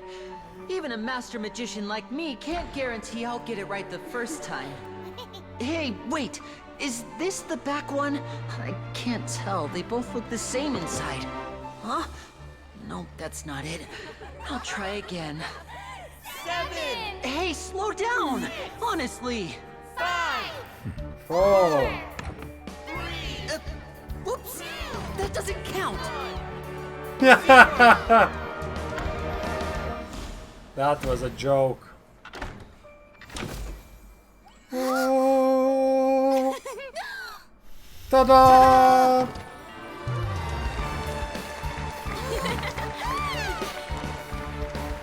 But where's the girl?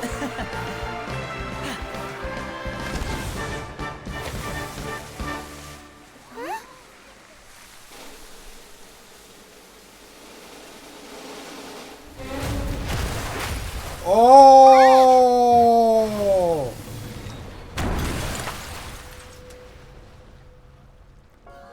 Uh-oh! Uh-oh! Someone just died. Damn! Is this part of the show? Mr. Lenny, you're going to use magic to fix the stage now, right? Nope. What happened? Oh no. Maybe this isn't part of the show. The girl was still in that box, right? This performance is over. Medical staff with me. Guards, secure the scene and detain all the performers. Seal the exits. No one is allowed in or out at this time. Yes, that's right. If this was just an accident, then we must investigate the cause. But if this was all part of some scheme, then those accountable will not escape the judgment of the God of Justice. Of course, Furina suddenly no need to be just alarmed, you two. We'll get to the bottom jumps of this in. soon enough. After some time, the guards complete their investigation. Unfortunately, the person who is in the magic box has been pronounced dead. His name was Cowell, one of the assistants in Linny's magic troupe. Damn. Apparently, the fireworks on stage ignited the ropes that were suspending the water tank, which then caused the tank to fall onto What the the stage. hell? As of now, we are still not sure why we found Cowell in the box, rather than the guest from the audience. And after an initial search of the area, the guards have confirmed that the girl is nowhere to be found. It appears that this incident was not merely some mishap with the performance. And there are many indications that it is connected with the case of the serial disappearances of young women. Everything is connected, of course. That's the case that Charlotte mentioned before. In front of an audience including the Archon and Chief Justice. I know the truth. I can see through the whole thing. Really, using such a shallow and obvious mystery as his finale. Did he really underestimate us that badly? I say that our powerful magician, Mr. Linny, is now the prime suspect for the serial disappearances case. Oh, man. Huh? Why me? This whole thing was an accident. It's all a setup. This all occurred during your magic show, did it not? The missing girl disappeared after being chosen, did she not? The deceased is one of your assistants, is he not?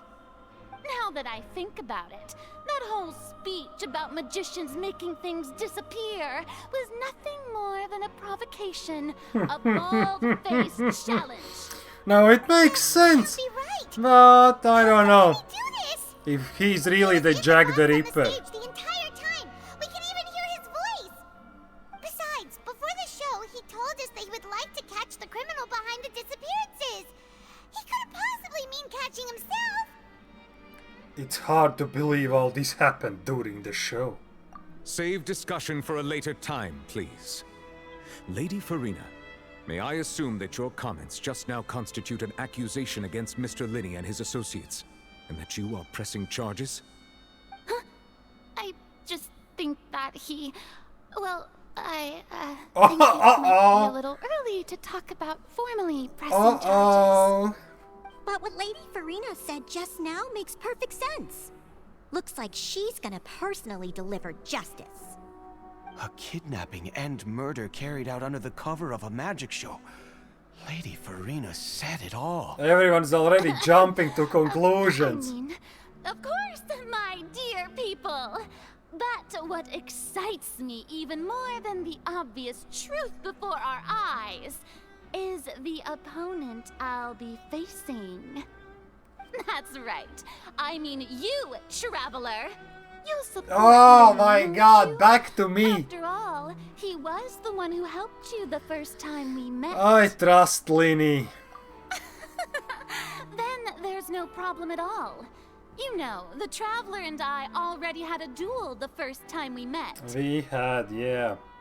That wasn't really a But duel. with Linny's help, our little duel ended in a draw. But draws really are the most boring possible outcome. So, no more draws. Between the two of us, there must be a clear winner and loser. And what better place to hold such a riveting showdown and decide the true victor than here, on the grandest of stages, the Opera Epiclese. Epiclese. It wasn't a draw. She obviously lost last time. I understand. Charges have now been pressed, and as such, a trial is in order. Damn. Well, Traveler, Seems Lady Farina has set you in her sights. But putting her dramatic rhetoric aside for a moment, I would like to ask you. Yeah? Are you willing to act as Mr. Linney's attorney and defend him in this case? Well, there's not much of a choice. Yes, I am. Very well. The trial will be held a day from now in the Opera House. Both sides may investigate the scene to build their cases and search for the truth.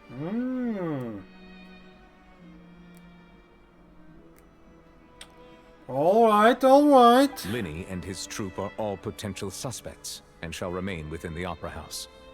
The audience may begin to leave in an orderly fashion once they have been cleared by the guards. A day isn't that long. Let's see what kind of case this big shot outlander can build in such a short amount of time.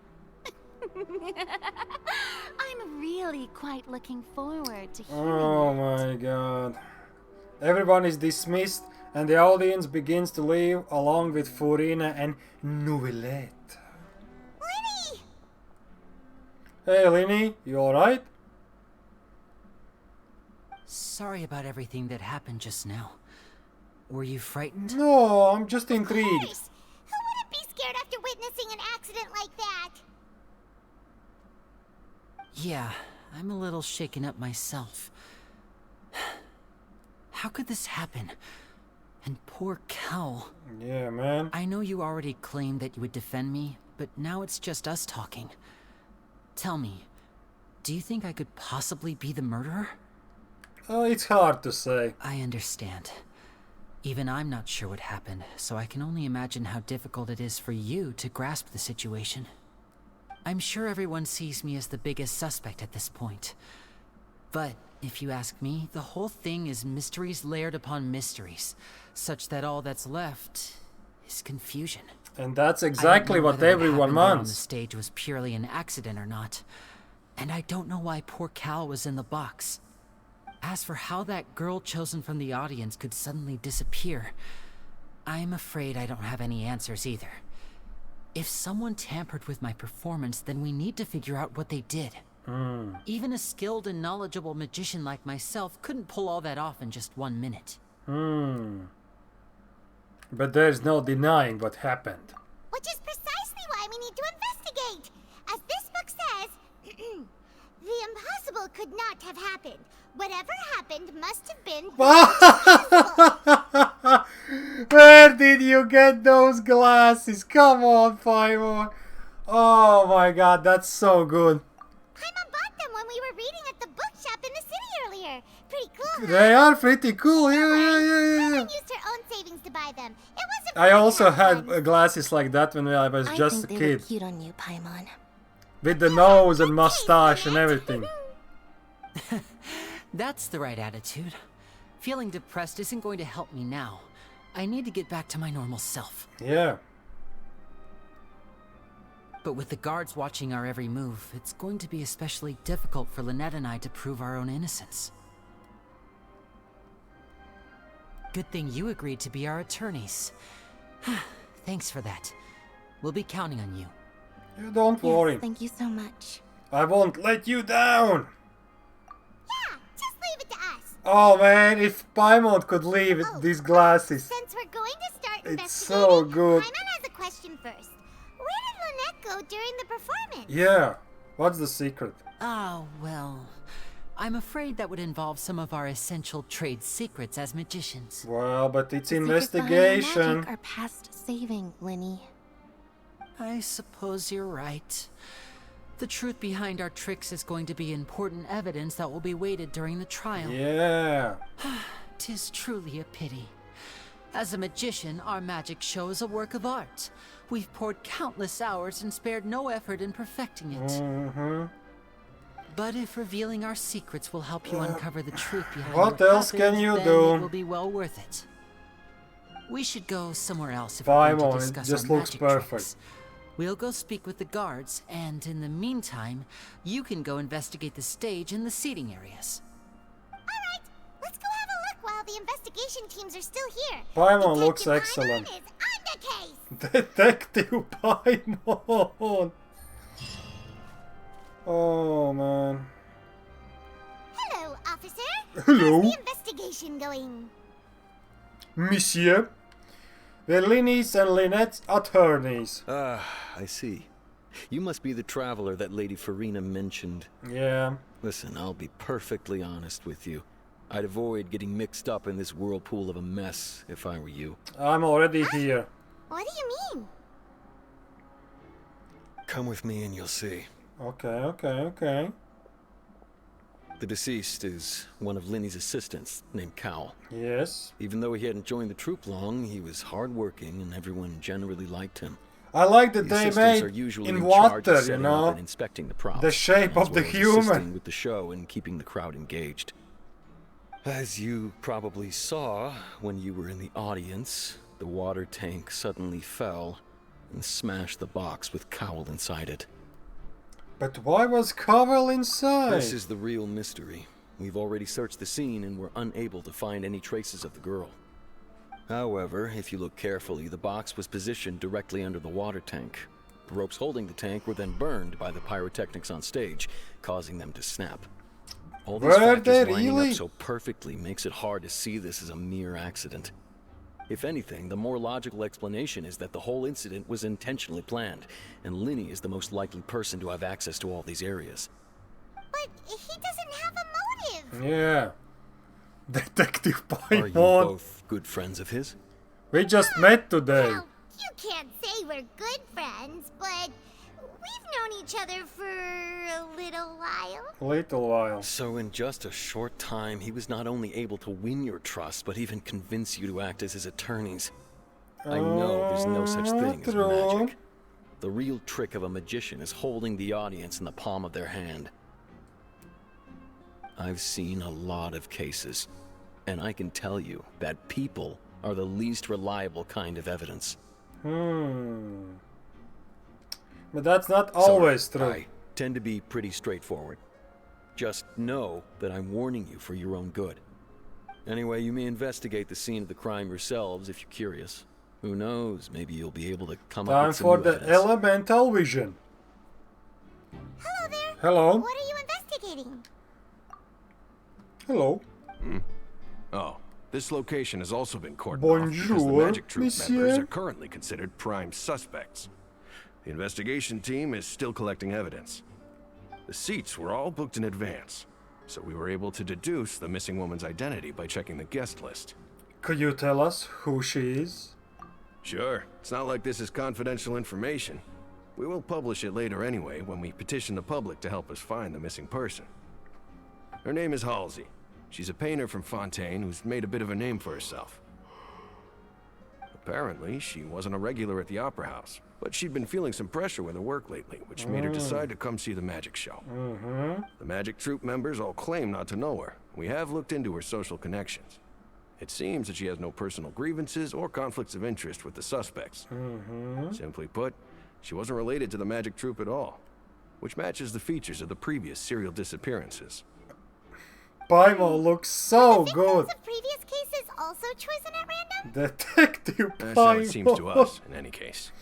Apart from the fact that they were all young women of around the same age range, there really weren't any other connections between them. Okay then. Thanks for letting us know all this. No need to be so formal. If you do happen to see the missing girl, please be sure to contact us. Of course, of course. It is of utmost importance that we get to the bottom of these disappearances. Of course, of course. The Hey, dudes. investigation team has some new findings. Turns out there's an issue with the random number selector after all. Uh-oh. See, I told you. What if the machine picked some big guy's seat? You think the murderer would have still made his move then? Sorry to interrupt, but we're helping Linny and Lynette with their side of the investigation. What were you saying about the number selector? There's something wrong with it? You're trying to help them? That'll be a tall order. That's okay. We are used to Lenny that. used the machine to pick a random member of the audience during his performance, right? The lucky girl that later disappeared. Well, we thought there might be a serious problem with the machine, so we had it taken away for further inspection. Alright. Turns out that the seat number it picked wasn't random at all. The machine picks that same number every time. Oh. I'm sure you already know that you have to make a reservation in advance to get a seat. regardless of whether it's a trial or some performance. I think someone In other else words, just Lenny knew who would pulled be the sitting even where bigger from the very rules. beginning. That much checks out. Lenny reserved our seats for us too. Bet you see why I was saying it'd be tough to make a case for Lenny. Thanks. Sorry to bother you. Even though it's bad for Lenny's case, Paimon had better write it down. Yep. Hey I see man. that you're investigating the area. Well, it just so happens that I'm interested too. Alright. If Who you are find you? any new and interesting leads, be Isildur. sure to share them with me, alright? We don't have too many thoughts yet.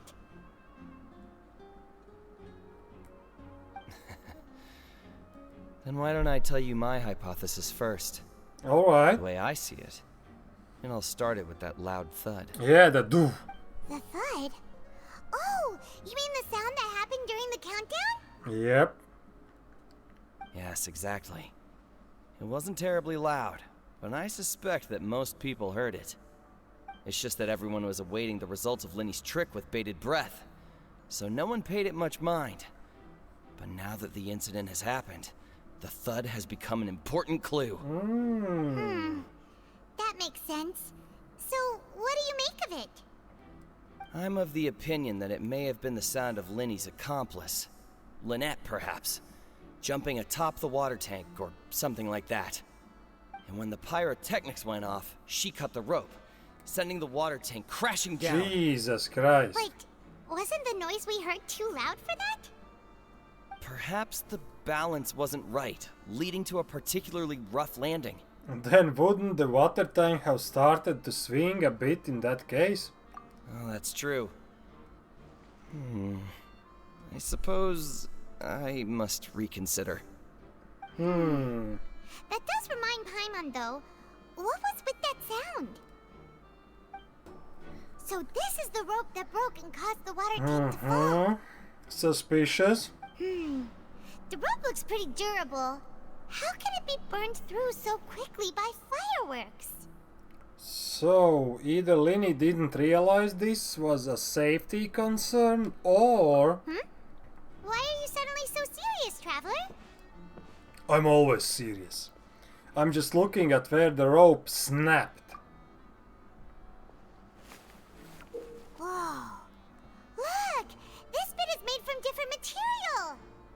Most of it was burned away, but there's still a little bit of it left. It seems to be flammable.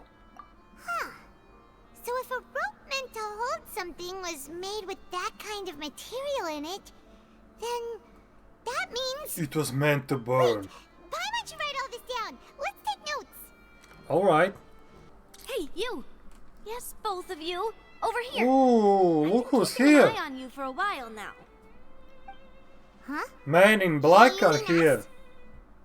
That's right. If I'm not mistaken, you're also among those who wish to cut down the thorns and pursue the truth. No? And by the looks of it, you're not from Fontaine. No. Well, you're right on the more about that one, but... I like that Paimon is with those glasses. It's just...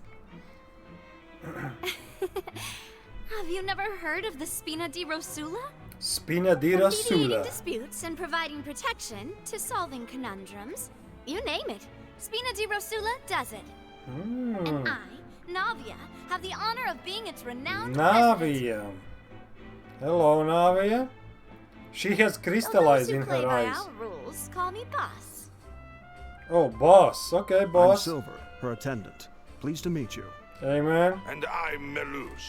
Demoiselle's various daily needs and I'm affairs Melus. are under my purview. I smoke 3 packs of cigarettes every day. Mademoiselle, what gives with the names? We are French I'm the mafiosis. second generation president.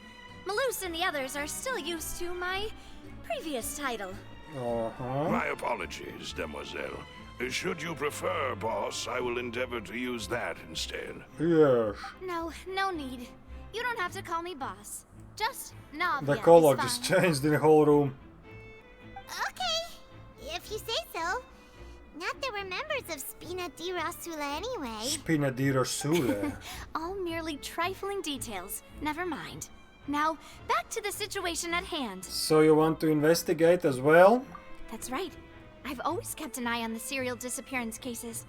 My interest stems from a matter back from my father's time. Ooh. Judging from the look of things, I find Linny an unlikely mastermind. Really? We think so too! That's why we're looking for clues now. But how did you come to that conclusion? Yeah. Intuition, naturally.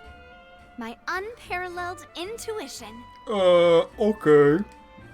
Intuition is very To point the important. finger at Linny without any decisive evidence whatsoever, wasn't she? But that's not uncommon for her. If you remember, the Justice had to interrupt her and ask if she was pressing charges just to keep her from getting carried away. Anyway, a trial begins the moment someone levels charges. And, of course, there was no way Farina was going to back down in that situation. Sounds more like you just don't trust the Hydro Archon. Who does? Well, what's your opinion? I must admit that she can be interesting at times, but liking her doesn't mean that I'll blindly agree with her. Well, when you put it like that. All right, I've answered your question. Now, it's time you answer mine. All right. Wait a minute, did that answer count? Well, I say it does. But don't worry, you won't hear any pointless questions from me. In your opinion, do you think it's right to treat a trial like it's an opera? Not really. Well? Not always. And why would that be? Doing so makes it easy for the truth to fall by the wayside. See, Silver and Maloose? I told you they'd be different. Most astute of you, Demoiselle. I too think that the Demoiselle. traveler's response was most excellent. Demoiselle. No matter how wonderful the script or how fervent the audience's expectations may be, the trials that go on stage Yes, here yes, must be of based course. in fact. And if that can be done, boss, then... All right, that's quite enough, Maloose. Anyway, I like your answer. You pass with flying colors. Yes, Now, nice. I need to make some preparations, following which our joint investigation shall commence. You two shall be my assistants. Wait! Since when did we become assistants? Oh, well, I can be the assistant. Sure. Or your companion, if you like. I'm really not that fussy. That's more like it. I think you're missing the point, Paimon. Far be it from me to brag, but I believe that Demoiselle's intuition will be instrumental in uncovering the truth. Yeah, sounds like it. You wish to save a friend from false accusations, and we wish to unravel the disappearances. In this sense, our goals are aligned. Perfect. You have a point. Huh. You're quite the talker, aren't you, mister? And what about you over there? What do you think? You seem like you've got something on your mind. Mr. Sunglasses. I have nothing to add. Nice.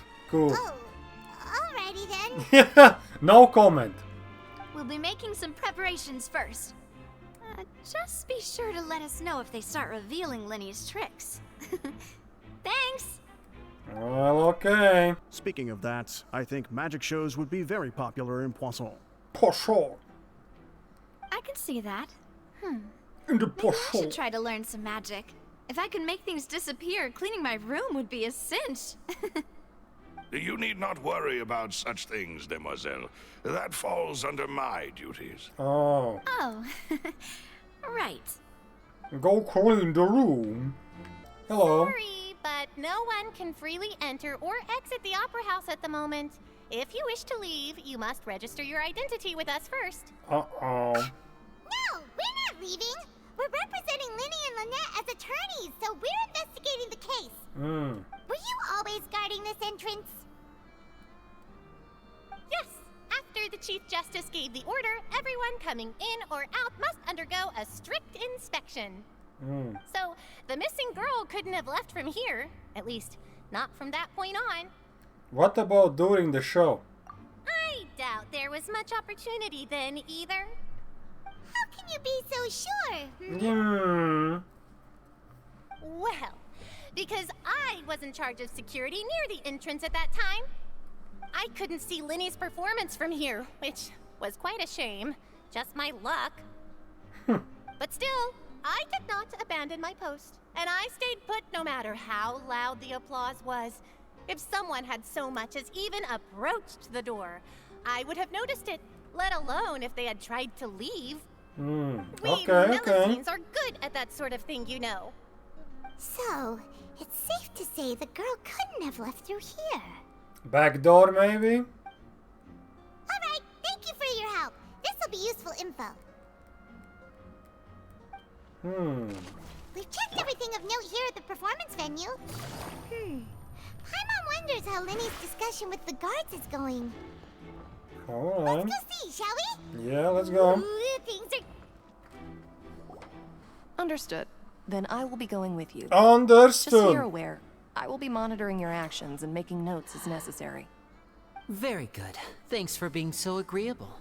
I'd pull a rose out of my hat as a gift for you if I could. You may spare the pleasantries. I'm just doing my job. And you're going to jail. You've arrived. Hello. Who's this? Navia. Me? I'm Spina di Rosula's guardian angel. If you've got a problem, I've got the firepower. Ooh.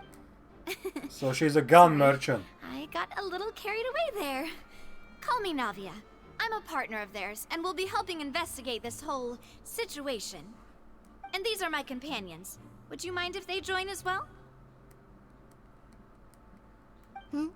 Fine by me. Oh, new helpers? I would be most grateful. Well, let's just say we're tagging along. It's not every day you get to see the secrets behind magic performed on such a large scale. Uh-oh. I appreciate She your just kind wants to know the interest. trade Come with me. secrets. We'll be heading below stage. Below the stage. Alright, alright. Huh? Below stage? Yes, a world of secrets is hidden beneath this magic box, prepared specifically for this switcheroo trick. But before I reveal everything, you should have a look first. Notice anything strange here? Let me see.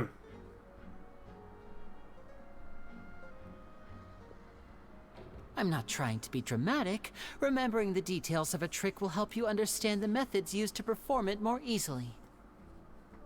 Huh. Weren't there balloons and other decorations here? Where did all that go? Uh-oh. Ah, good eye. That said, you're still far from discovering the answer. The back of the door isn't the same. The back? You mean the inside of the door? What's different about it? Paimon didn't notice anything. Very good indeed. I thought you might not be able to catch that, given that you were sitting in the first row. The back of this door was patterned. Those patterns are now gone, replaced by a smooth wooden board. So, if you put 2 and 2 together, what do you get? There's another box inside this one. Exactly. All right, let's go. I'll tell you how it works as we head down. Okay. Oh, so there was a passageway under the magic box! And this passage linked the two boxes together. I knew you'd figure out most of it as soon as you saw this place. The 2 magic boxes are positioned right above the 2 entrances of the tunnel. See this flatbed trolley? Yep. The box with the lucky audience member in it would be shuttled over to the other side using the trolley. This trolley can raise and lower and even rotate, ensuring that the box will face in the right direction. I see. So that's the purpose of the box inside another box. Precisely. The inner box would descend after the audience member was put inside and be moved along the trolley, all while the outer box would remain on stage as if nothing had ever changed. So that's how you did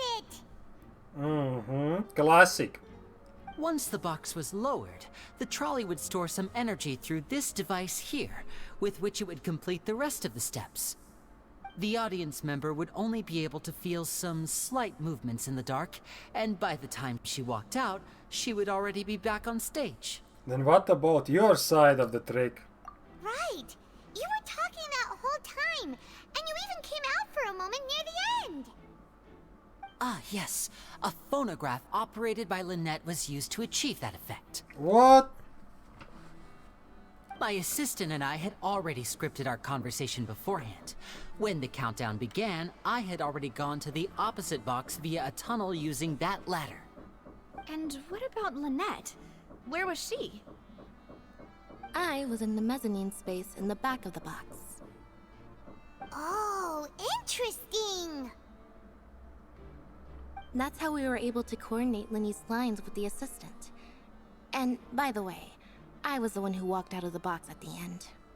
What? I mean, we are twins. All it takes is a change of clothes and no one can tell who's who.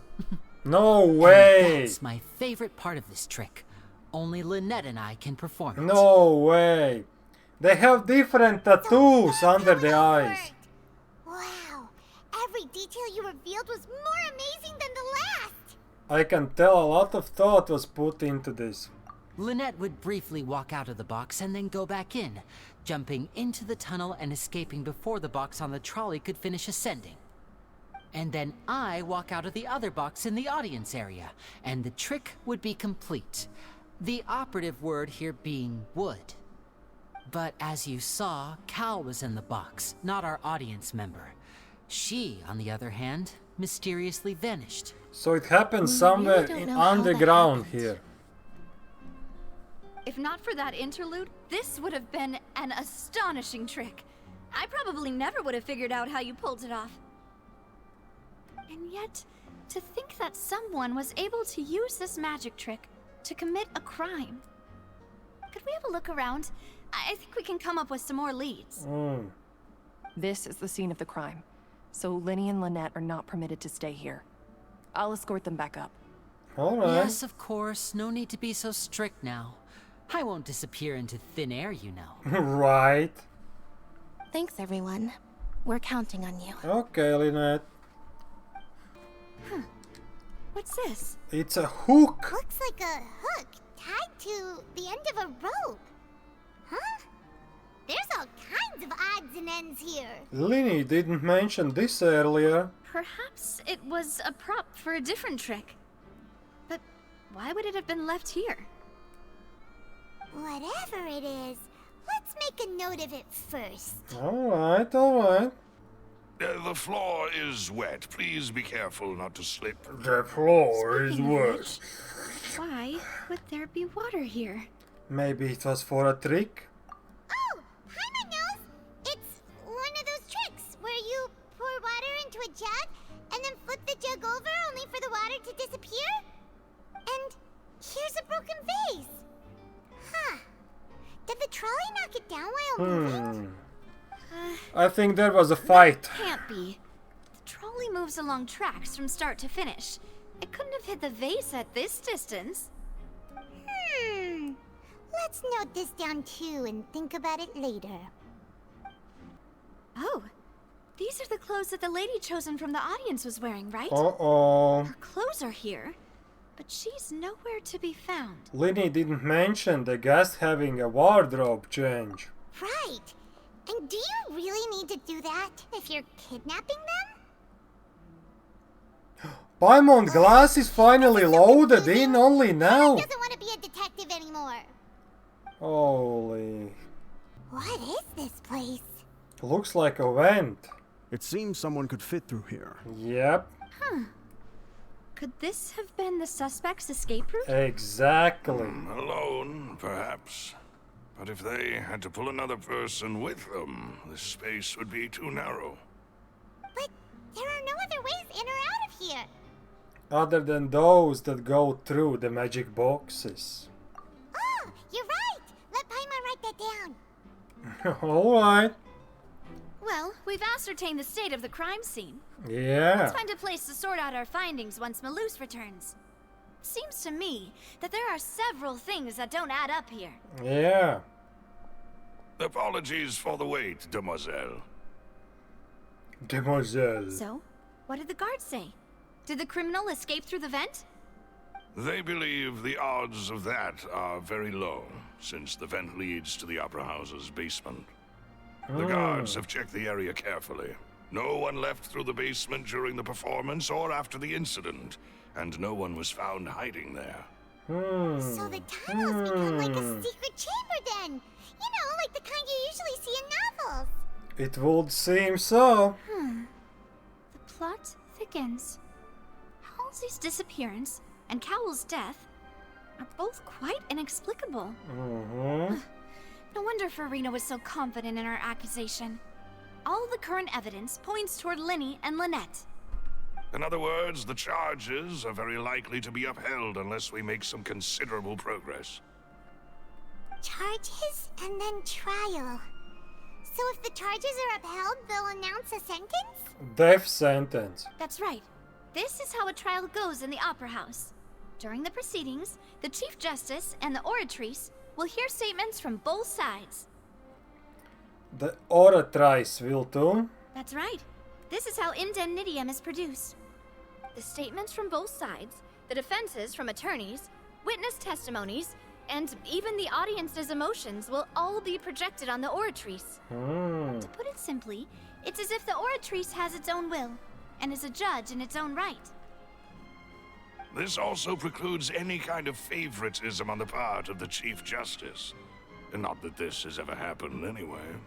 Fascinating. Once both sides have finished speaking, the Chief Justice will make his final decision. This, too, will be used by the Oratrice as a reference.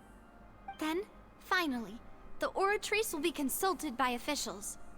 The result it returns is the will of justice itself. Huh? So that machine is the one that actually decides? Paimon thought Neverlet called the shots. In practice, there is very little difference. Both have always come to the same judgment, which is why people have great faith in the Chief Justice. Ah, yes, the guards also asked me to convey that none of us will be allowed to leave this place before the trial. Nice, perfect. Why? Because we've chosen to act as the twins' proxies. That makes us persons related to the case. Yep. They're concerned that we might be colluding with outside parties, or that we might find outside help to disrupt the case. And even if that were not so, it could prove problematic if we happen to spread key information about the case ahead of time. Yep. I'm ready to break out at any time. Oh, this dude. Suddenly he just jumps in. Are they providing food? No food, we're dying. Of course. I just hope you don't mind the lack of options. I'm afraid that catering to all tastes is not in the cards, nor is any guarantee of balanced nutrition. No, it's not the time to be picky. In that case, let's just sort out our findings together here. Pity. I was hoping to take you to try some of Fontaine's famous desserts, too. Oh, I mean, what better way dessert. to properly think through our findings than over some tea and sweets? Huh. Breaking out suddenly doesn't seem like such a bad idea after all. Paimon. Just kidding, just kidding. Paimon will still do her best, even if there are no snacks. Right. What do you mean, no snacks? Of course we'll have snacks. If we cannot buy some, then we'll simply make some. Huh? Here? But how? Understood, demoiselle. Everyone, please come with me. Alright, time for snacks, time for snacks.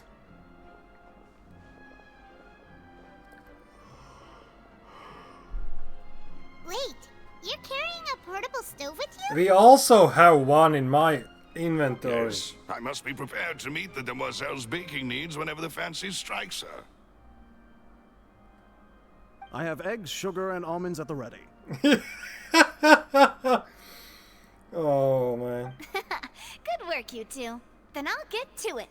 Please sit tight for a moment. You'll get to taste my awesome snacks soon enough. These three are quite the interesting group. Must be a Spina di Rosula thing. Navia methodically handles the ingredients and pulls fresh... Oh, macaroons! Oh, it's even better now. Macaroons are very expensive. From the way you had these two guys carrying all that stuff around, Paimon thought you'd have them do more during the baking process. But you ended up doing the entire thing by yourself. They're made from like almond I was applauding. flour, so they're very And I was expensive. giving encouraging smiles. Ah, that's not quite what Paimon meant, but okay. Paimon was just thinking, aren't you worried about getting your fancy dress dirty beating egg whites and baking like this? Well, I don't think it's carved in stone anywhere that fancy ladies can only read books, sip tea, ride horses, and play the piano. I just really enjoy making snacks. Don't underestimate beating egg whites, by the way. It's a real arm workout. You also need to beat them to just the right consistency, or your macarons will crack. Macarons. Anyway, give these a try, fresh out of the oven. There's 3 for each of us. Only 3? Only 3? Well, eating too many sweet treats might send all that sugar to your head. To what head? Paimon has 0 brains. Would you? Tea is ready to be served as well. This is Demoiselle's favorite, strong black tea with a floral fragrance that clears the mind and lifts the spirit. Ooh. Why don't you take a break as well? No need for concern. I'm merely doing as I should. Alright. Alright then. Down to business. As Paimon mentioned previously, the tunnel seems to be something of a secret chamber. However, we can assume that Lyney and Lynette were not alone within it. Some criminal also occupied its sealed confines. The magician twins could have committed the crimes, of course, but they lack any logical motive. Exactly! Why would they do such a thing right when everyone was watching? We're left with 2 other people, the missing girl and the deceased. The flower vase and the thud we heard during the performance could indicate some altercation between Halsey and the criminal in the tunnel, resulting in the shattering of the vase, the discarding of her clothes, and her abduction. Perhaps the criminal thought that since she was chosen from the crowd, she would be too easy to identify if she was still wearing the same clothes. Yeah. Paimon thinks that makes sense, but the real trouble is... There's no evidence that this 3rd person even exists. True. None of the clues we found thus far support the existence of this 3rd person. But the only people left to consider are both technically victims, whether it's the missing girl, Halsey, or poor Cowell. Huh. Could Halsey have secretly made modifications to the magic props in order to murder Cowell before making her escape? But she had no way of knowing how the magic trick worked. That's right. And even if she had tampered with the setup, she would need to understand the entire trick to pull it off. Or does she have any motive? The guards said that she has never had any dealings with the magic troop's members. Were we not thorough enough in our search? From the sound of things, this is turning into an impossible case. Not impossible for Paimon, Detective Paimon. Amazing though, Navia. They smell great. They're nice and crisp and super sweet. Yeah, and very expensive. They are my specialty after all. And I see you've already had 5 of them. 5! What? 5? Oh, that can't be right. Paimon only counted 3. Who ate the Please rest of them? don't worry about it. At my age, a few less sweets might actually be a good thing. No. Being greedy is one thing, but Paimon knows how to count. Uh-oh. Besides, Paimon knows that if she ate too many, then others wouldn't have enough. Oh, it's fine. Everyone knows how much you love eating. Wait, even you don't believe Paimon? How could you? Then who stole them? Paimon ate those 2 extra macarons. Then may they turn into stone in her stomach. All right, we get it. Well, I suppose one of us might have gotten too engrossed in our chat and eaten them by mistake. No big deal. But who was it? Set up the stove again, if you would. Huh? What are you doing? Let's go for another set. Making sure everyone gets 3 macarons, of course. Oh, there's really no need to do that. Exactly. We don't want to trouble you. As you wish, demoiselle. Demoiselle. And I have the egg, sugar, and almonds. Man, this dude. Silver. Well, this really is your Then it's gonna hobby, be extra 3 for everyone. Navia does a second round of baking. However, discussion that follows does not yield much progress. That's it for snack time. I'm going to have another look around the area. Alright. I don't know what we're looking for yet, but we've still got some time. As attorneys, I suggest the two of you think the case over again. Okay. It would be awkward if you got all tongue-tied on stage during the trial. Alright, thanks for your help and for the snacks. Yeah, thank you. It was nothing. A small task for the Spina di Rosula. Spina di Baloo, Rosula. It's time to go. I'll be back if I find anything new. Alright. Okay. Alright, it's time to put our heads together. We've got to get our defense ready for the trial.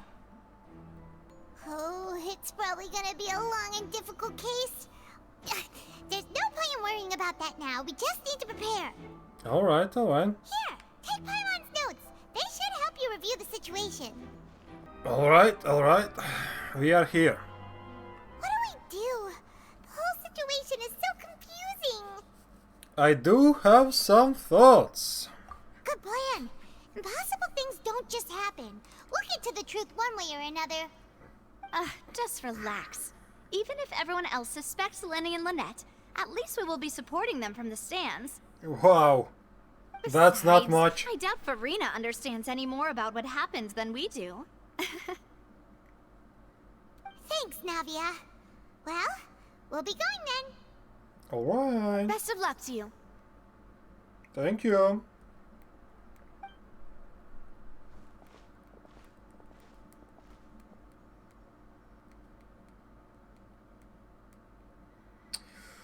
So, Lynette? Finally, you're back. Well, how did your investigation go? Well, To be honest, you might be disappointed. you're going to jail for life. No. We're already very grateful that you were willing to help. Well now, don't you all look disappointed? Don't tell me that your investigation came up empty-handed. That was to be expected, of My course. hands are so full. The guilty can never produce proof of their innocence. Of course. But don't let that stop you. I shall be terribly disappointed should you, my most anticipated foe, concede so easily. Just you wait. Since both parties are present, I declare that the trial regarding the magic show incident is now in session. Excellent. Firstly, in order for the audience to understand the causes and results of the incident, could we please have Mr. Linney explain the trick? Alright. Yes, of course. I will explain while Lynette demonstrates on stage. All the necessary items have been prepared. Alright. Linney clearly reveals the details of the magic trick. Thank you, Mr. Linney. In that case, I take your statement to be that you ran to and remained hidden within the magic box in the audience stands once the trick began, and thus could not have committed the crime. Is this correct? Yes. Yes, that's correct, Your Honor. Guilty. In that case, I call upon the prosecution. Lady Farina, do you wish to refute his statement in any way? Why, of course I do. Allow me to take the first shot and break this case wide open. Mr. Linney is clearly lying. Uh-oh. There is no way you could have been in the box the whole time if you were to abduct Halsey and murder Cowell. In fact, I'd say you were hardly in that tunnel at all. Uh-oh. That is simply your hypothesis based on the presumption that I'm guilty. Oh, is that so? And if I may ask, what did you hear while you were inside your box? Uh-oh. The roaring countdown of the crowd, of course. That's how I kept track of the time and built anticipation for the finale. And you didn't hear anything else at all? Nothing that might leave an impression of any kind? No, nothing. I see. But when the count reached 30 seconds or so, There was a thud, yes. One so loud that I believe practically everyone heard it. Huh? Hey, hang on. Something's not right here. How could Linny not known that sound about the sound? Yeah. Yeah, I'm sure he could have heard a noise that loud from inside the box. I was right by the box and I definitely heard the thud. Uh-oh. Uh-oh. Look at those scales. Could those mean... They probably represent the Oratrice stand on the trial. We're losing.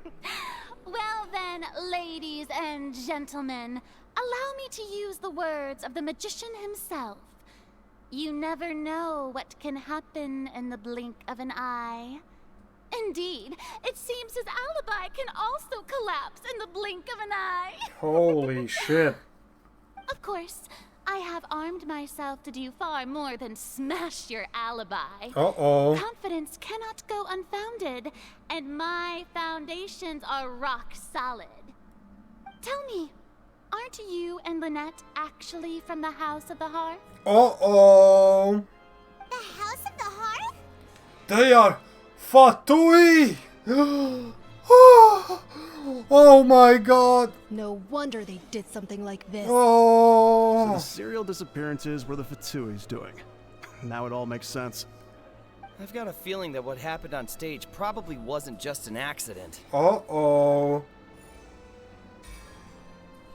That's irrelevant. Our identities have nothing to do with what happened. Uh-oh. Well, it seems Indeed. like Then they matter. perhaps you could tell us everything that happened during that 1 minute.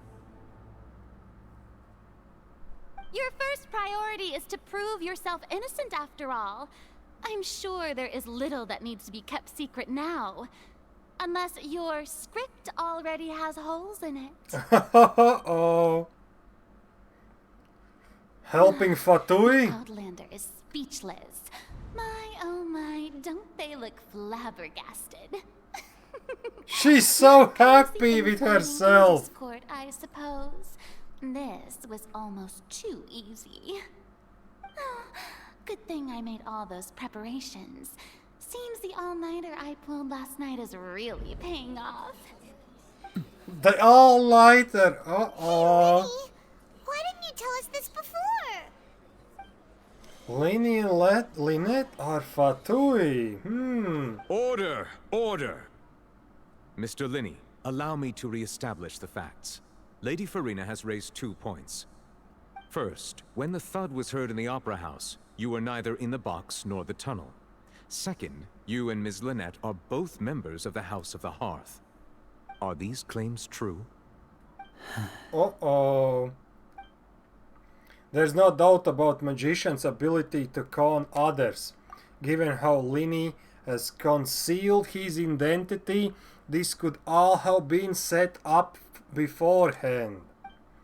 Plus, Child is here in Fontaine along with other house operatives. There must be some scheme at work here. I have been a victim of such schemes before, and now... Please answer my question, Mr. Linny. Uh-oh. I'm sorry. I'm sorry. Yes, they're true, Your Honor.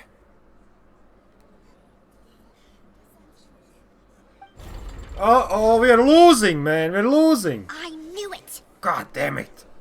Well, that's it. We might as well move on to the sentencing already. What should we do now?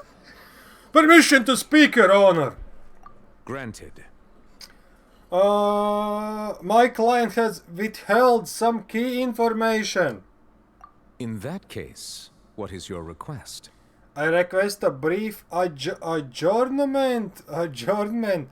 There are things that must be discussed. Is that really necessary? They're already as good as guilty. Shut the fuck up, man. The defendant deceived their own attorneys. What is there left to discuss? Shut the fuck up, lady. Order! Order, I say! Yeah. Your request is reasonable, and we shall adjourn. This trial will reconvene in 1 hour. Shit! So you would stick to Mr. Linney's defense even after knowing what you do now? You certainly have more professionalism Furina, you than I bitch! thought. What the hell? In that case, my dear audience, let's allow the joy of victory to steep for a little while longer. You just wait, god damn it. Linny, you bitch! Well, court is adjourned. You meet with Linny and Lynette backstage in Opera House. Linny, god damn it! Did you just really pull that? This is awkward. Yeah.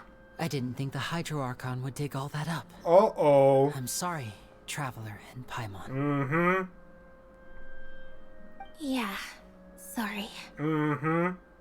Paimon doesn't know where to start. We trusted you two. Turns out you're Russians. We based our entire reasoning on the assumption that you weren't bad guys. Yeah. Not to set the wrong tone or anything, but Paimon's really mad. I'm very sorry. I know you're angry, and reasonably so, but please, let me explain. I'm listening. I know you've clashed with the Vatui several times before. I wouldn't be surprised if just hearing the word is enough to make you upset. But our organization is very, very large, and the Harbingers have very different personalities and goals. Right now, we want to save people. As many as we can. Right. That's right. I'm sure we're on the same page when it comes to this nation and the disaster that its people might face. I knew if it weren't for our respective identities, we could become good friends. I don't know. That's why I didn't wish to flat out lie to you, but chose to hide some details instead. The truth is very important, but being completely transparent about everything would see us spending more effort than we need to. But how can we know this isn't all just another lie? Right. So, you be the judge. Heck, if I were you, I fear that I'd even struggle to trust me at this point. You met a Fatus who works as a magician, a trickster by trade. All by coincidence, too. But still, I'm asking you to trust me. I am no criminal. At least, not in this case. Not in this case? Sorry.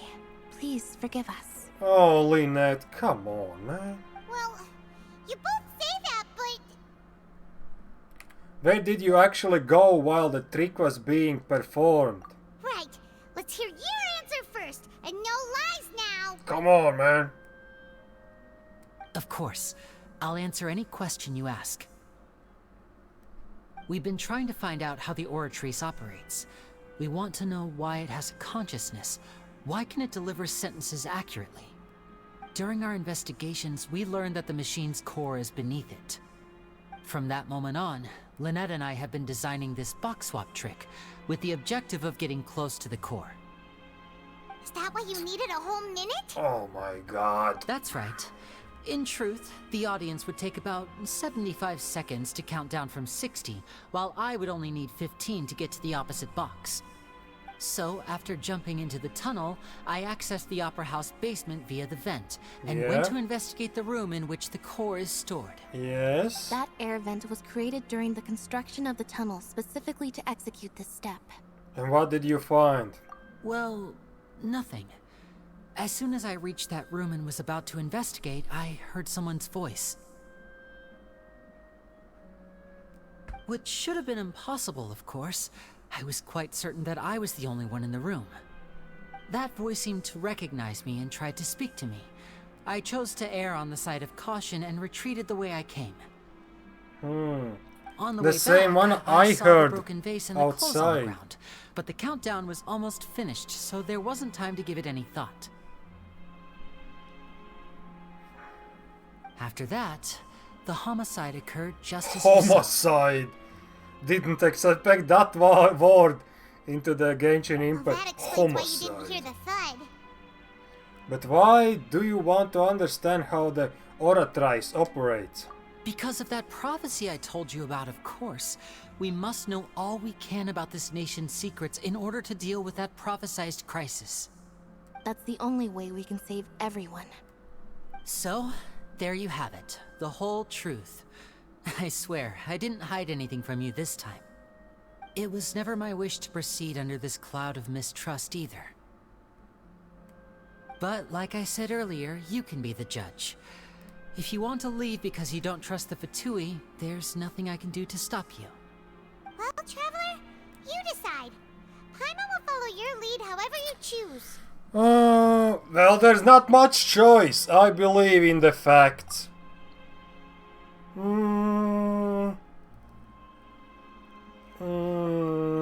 I will defend you from these charges. Okay. Thank you. Bitch! Thanks for giving us a chance. The current problem is that the scales are tipped pretty badly against you two.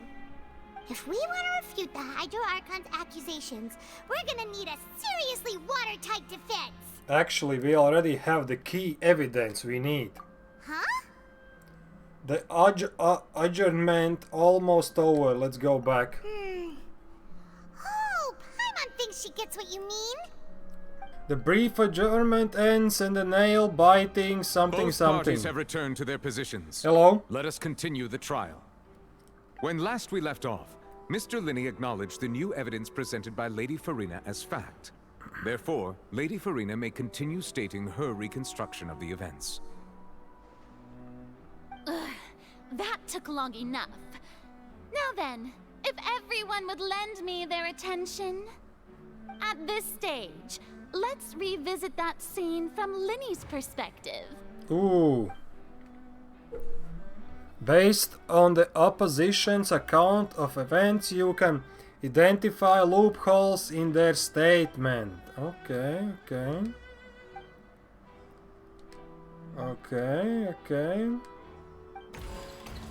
Nice.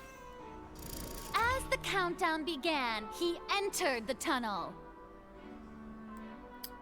Yeah, okay. When the flatbed trolley passed, he opened the box and got into an altercation with Halsey, which caused the loud thud. You know. He did not realize that this sound could be heard by everyone in the opera house, which is why he claimed earlier that he could not hear the sound. Alright. Finally, he used the vase to knock her out before making her change clothes Jesus and others from Christ. recognizing her. Alright. At this time, And he did all that in 1 minute? in the tunnel, having heard that strange noise, and caught Linny red-handed. Uh-oh. So Linny proceeded Those small to knock pictures him are out pretty too cool. before stuffing him into that box. Afterward, Linny passed the unconscious Halsey to his accomplice through the magic box in the audience stands, before operating the devices such that Cowl's death would be ruled an accident. No. And there you have It's it. all wrong. That's It's all the wrong. truth behind what happened. Nope. Does the defendant's side have any objections to Lady Farina's description of the events? Yes, many. The key to refuting Lady Farina is the order of events. What Linny experienced and what he saw. Mm-hmm. Okay. Identify a loophole. Linny's statement.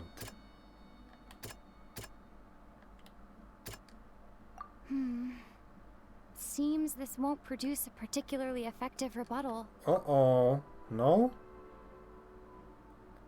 Wait. Well, he entered the tunnel, but the second one. According to Linny, he left via the vent after entering the tunnel. Mm-hmm. He couldn't have had that altercation with Halsey. Mm-hmm. True. He heard a voice.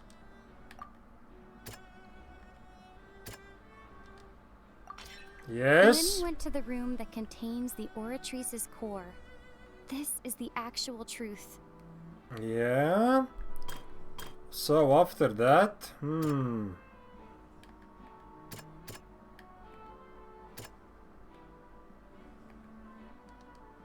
No. Lenny did not take part in the underground altercation. He only witnessed traces of the aftermath. All right.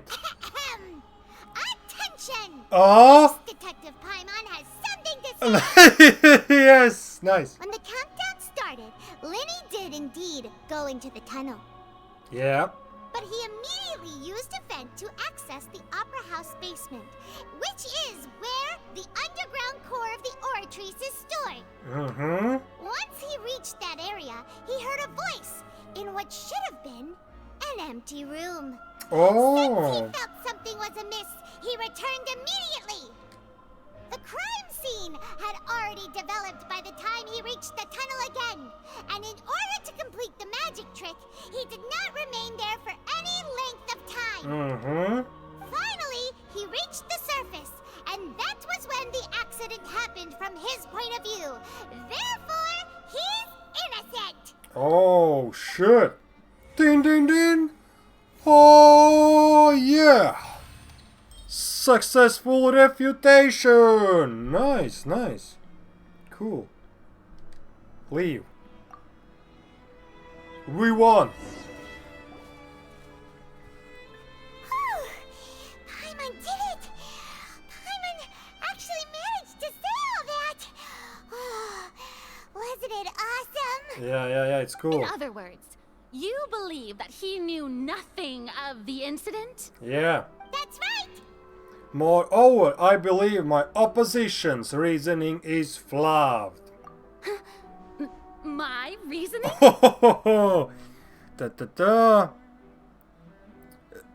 The on-stage equipment was clearly tampered with in a premeditated fashion. If that's the case, then if Cowell hadn't entered the tunnel, who was the entire setup meant to kill? Assuming that what you say is true, Lenny only needed to kidnap the young girl to cause a new disappearance case. What would the point of killing someone on stage be? Oh, they have a point. That's right, you tell him! And that's why they're partners of mine. Managed to turn things around. Well, your denial is very strident, I'll give you that.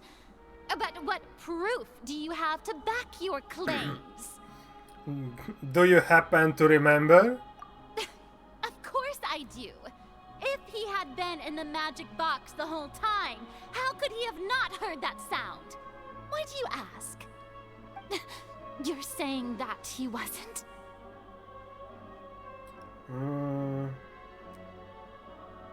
Your claim has also been... Your claim has now become my weapon. Oh no!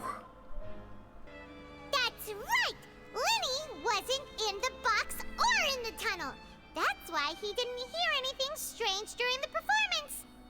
This means that when the crime happened, Lenny had already entered the basement via the vent. The same clue he used to disprove his alibi has now become the best proof!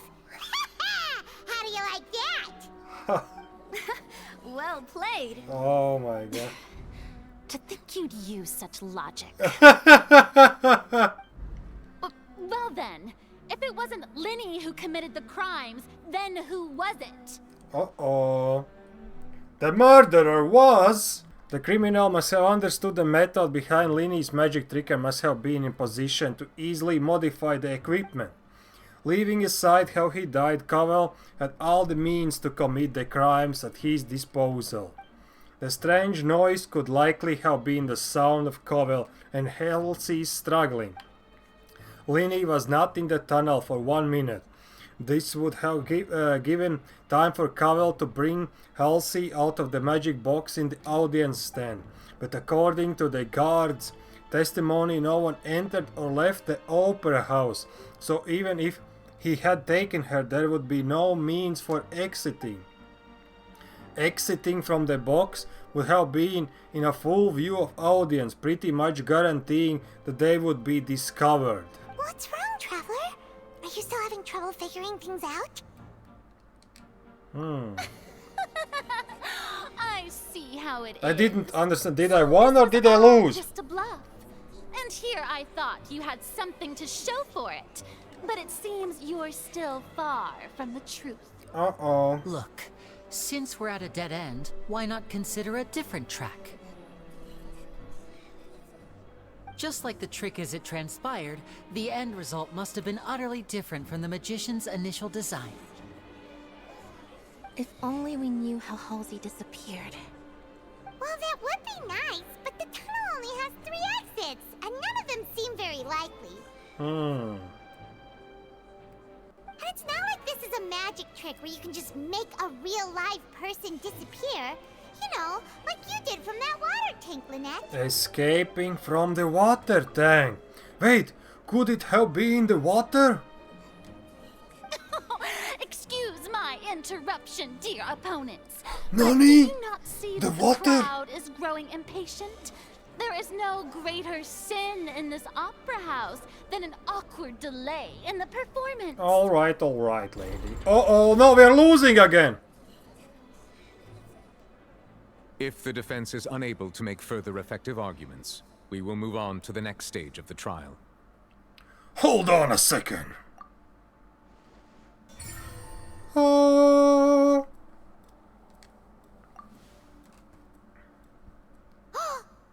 gets it! It all comes together if Halsey disappeared instead of being kidnapped. Lynette escaped from the water tank, vanishing gradually and leaving only clothes behind. If there's a similar method where a person could be transformed into water... Oh, just a moment, please. I do hope you know how preposterous you sound at the moment. How could a person ever be transformed into water? This is reality we're talking about here, not some magic trick. I request that we examine Cowell's personal effects. Must we really? I should think that of anyone. Your friend Linny already knows this truth very well. Magic tricks are ultimately just illusions and misdirection. But Halsey's disappearance is very real. We're talking about 2 completely different things. Even so, I trust the Traveler's judgment. The truth must be out there somewhere. Perhaps some new line of reasoning may open if we try to gather all the focal points that don't make sense. Since Cal was the deceased, we haven't placed much attention on him. But given that we aren't making much progress with the case, it wouldn't hurt to have a look at his belongings, would it? People really do come up with all sorts of harebrained schemes when at the end of their rope. The way I see it, your suggestion that we broaden the scope of our investigation is nothing but a tactic for stalling the trial. Wait, Nevertheless, possible? I believe that this is a reasonable request on the part of an attorney. Since the trial does indeed appear to be at an impasse, I believe that additional evidence may help us make more progress. Guards, please step into the lounge and examine the personal effects of the deceased Cowell. After some time, the guard returns with news. We are still examining the items, but we have already made critical progress that we feel must be shared with everyone post-haste. We discovered several test tubes of fluid within Cowell's baggage, each labeled separately.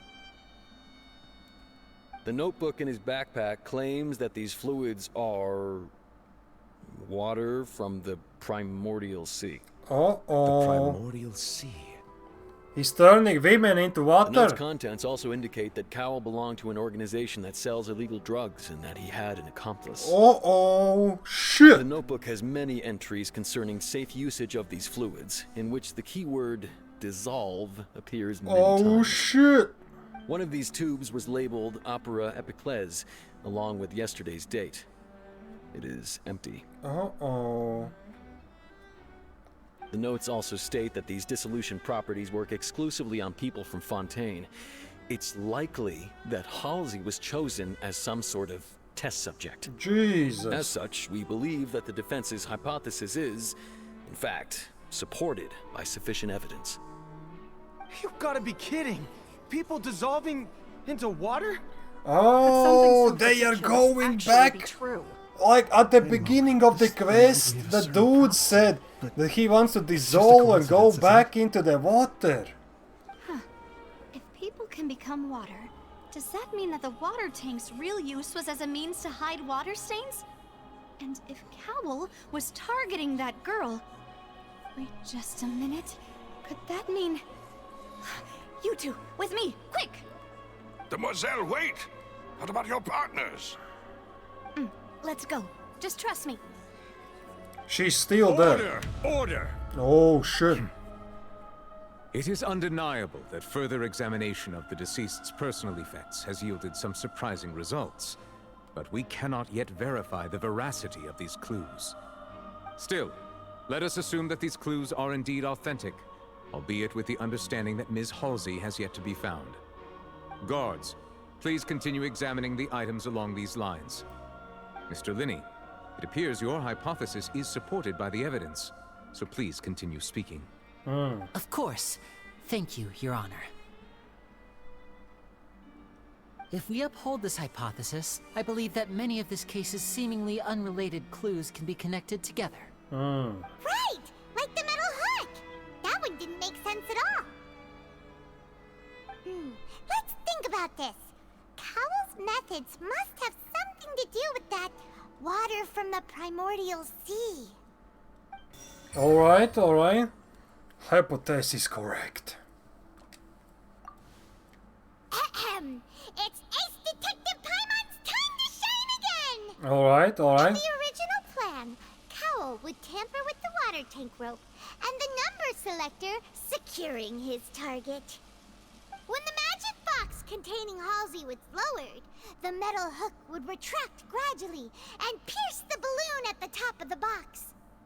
When the balloon attached to the box popped, the water from the primordial seed inside it would pour down and dissolve Halsey. Jeez. Afterward, Cowell would enter the tunnel and break the flower vase to conceal the water inside the tunnel, with the remaining evidence being covered up by the water tank on But stage. why did he die at the end?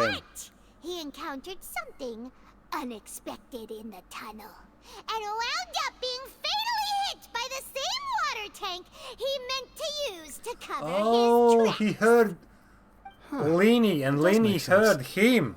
That actually links together a lot of the more confusing pieces of evidence. Oh, yeah.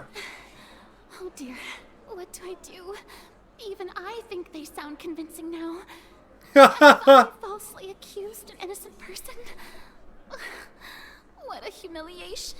It seems like the only point of contention remaining is the exact circumstances that led to Cal's death. His notes mentioned he had an accomplice who could be related to the situation. On that note, the guards have just contacted me indicating that they uncovered new evidence. Ooh. I shall now invite him on stage to share it with us. Hello, guard. Thank you, Your Honor. We were just inspecting the luggage of the other people involved in this case. And we found an identical sample of the water from the primordial sea among Linny's personal effects. Oh! What? That can't be. Oh, I see. Well, how wonderfully comedic to have your own counterattack only to come back and wound you. Someone already put it there, I know. Does this not clear all doubt? My dear citizens, my loyal audience, allow me to present my reasoning and bring this performance to a swift close. No. Uh-oh, again. Linny did not need to take part in the dissolution of the young woman at all. Indeed, he did leave the scene via the vent. Yep. Having made modifications to the props beforehand, his accomplice Cowell then caused Halsey to vanish using the water from the primordial sea. Okay. But upon his return, in cruel avarice, Linny desired sole credit and prepared to do away with his partner in crime. No. Ultimately, he knocked Cowell out, and the tool meant to cover the crime up also became a murder weapon. Now, as much as I regret having come to such a viciously straightforward conclusion, it does seem that the famed Fatui is quite the cold-blooded and ruthless organization. Am I right, Mr. Linny? No way. We've used up all the evidence we collected. There's no way for us to make a rebuttal here.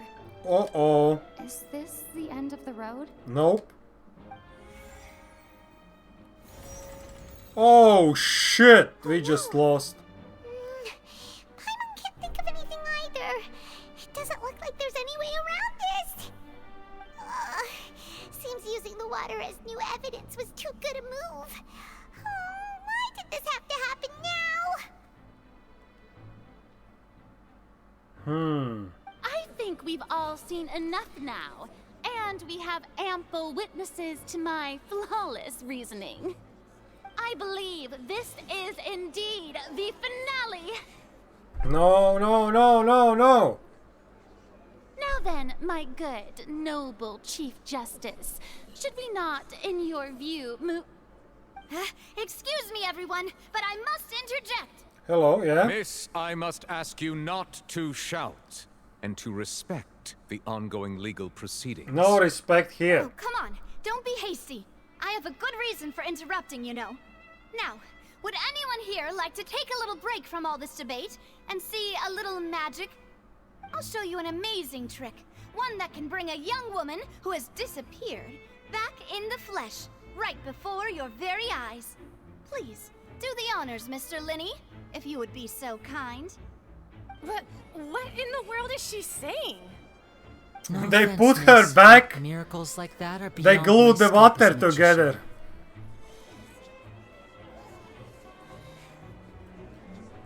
Come on now, don't be silly. Yeah, say the Magic line. is all about misdirection, isn't it? It often conceals the truth while presenting a fascinating illusion. But once everyone believes the illusion, can't magic reveal the truth to them once again? And wouldn't such a trick be the most marvelous finale to today's performance? Come on, Lenny and Lynette. Give it another go. Don't worry. Spina di Rasula has made the necessary arrangements on your behalf. But, as the magic makers and stars of the show, I think I should leave the final performance to you. I understand. Okay.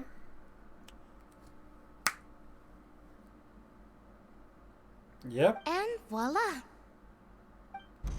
Voila. Ta-da! I'm back. She's back.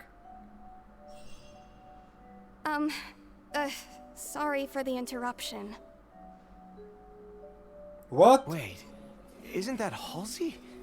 So the whole thing about people dissolving wasn't true after all? To be clear, I'm only here because this person told me that if I testified, the merit of doing so would lessen my sentence. I was hiding outside this room listening to the proceedings because I was afraid that I would be the one put on trial. Oh my I was god. just feeling happy that no one had noticed me, and then before I knew it, she caught me. What? That'll teach you to underestimate us three. Where should I begin? I'm sorry. I'm the one who killed Cowell. I admit it. What the hell? What? Why? Firstly, my name isn't Halsey. It's Lillian, and I'm originally from Mondstadt.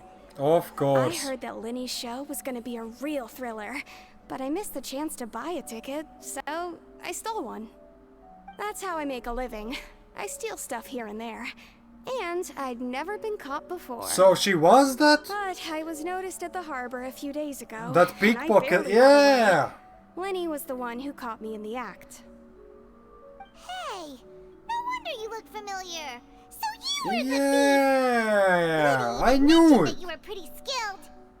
Well, and I thought that would have been the end of it, but then the number selector chose me. He even mentioned the Fortress of Meripede. That's a prison, isn't it? So you can imagine how shocked I was. I thought he was on to me for sure. So I played along with the show while looking for an opening to flee. But then I got water poured on me for no reason, and then someone jumped into the tunnel to nab me. I wasn't going to take that lying down, so I knocked him out and stuffed him into the box. Oh my god. There was nowhere to run from there, though, so I had to change my clothes and hide in a box containing performance costumes. I slipped out after the first guard arrived at the scene and continued hiding inside the opera house. Can a person even hide in there? If they're a practiced hand at concealment, probably. But I swear I didn't know that the water tank would fall down. Really, I swear it. Had I known that, I wouldn't have put him in the magic box. I may be a thief, but I'm no killer. Right. Well, that makes everything pretty clear now, doesn't it? Yeah, now it's time to refute the Hydros Archon's previous reasoning. This time, we need to tell the entire story from Lillian's perspective. The strange sound wasn't from a fight. It was Lillian's attempt to break out when she was frightened. Yes, yes.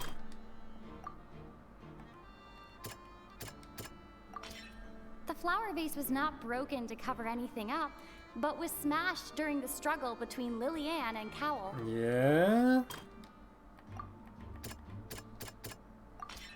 Lillian was afraid that she would be recognized if she left, so she changed clothes and hid, biding her time.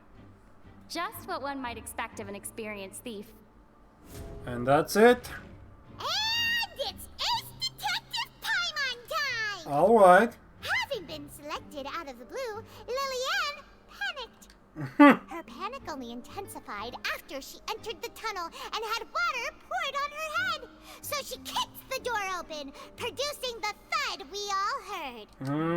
Hearing the commotion, Cowell leapt into the tunnel, only to discover that Lillian had not dissolved. Oh no. He did not know that Lillian was not from Fontaine, but was a thief who made her way in by stealing a ticket. Mistakenly believing that the water from the primordial sea needed time to take effect, he tried to force Lillian back into the box. The two broke the flower vase during the struggle, but Lillian came out on top, knocking Cowell out and putting him in the box. Yep. With no way of escaping, she changed her clothes and hid in the costume trunk until the performance ended. Sounds legit. Did we win? It's equal. It's still equal. Come on, go to my side.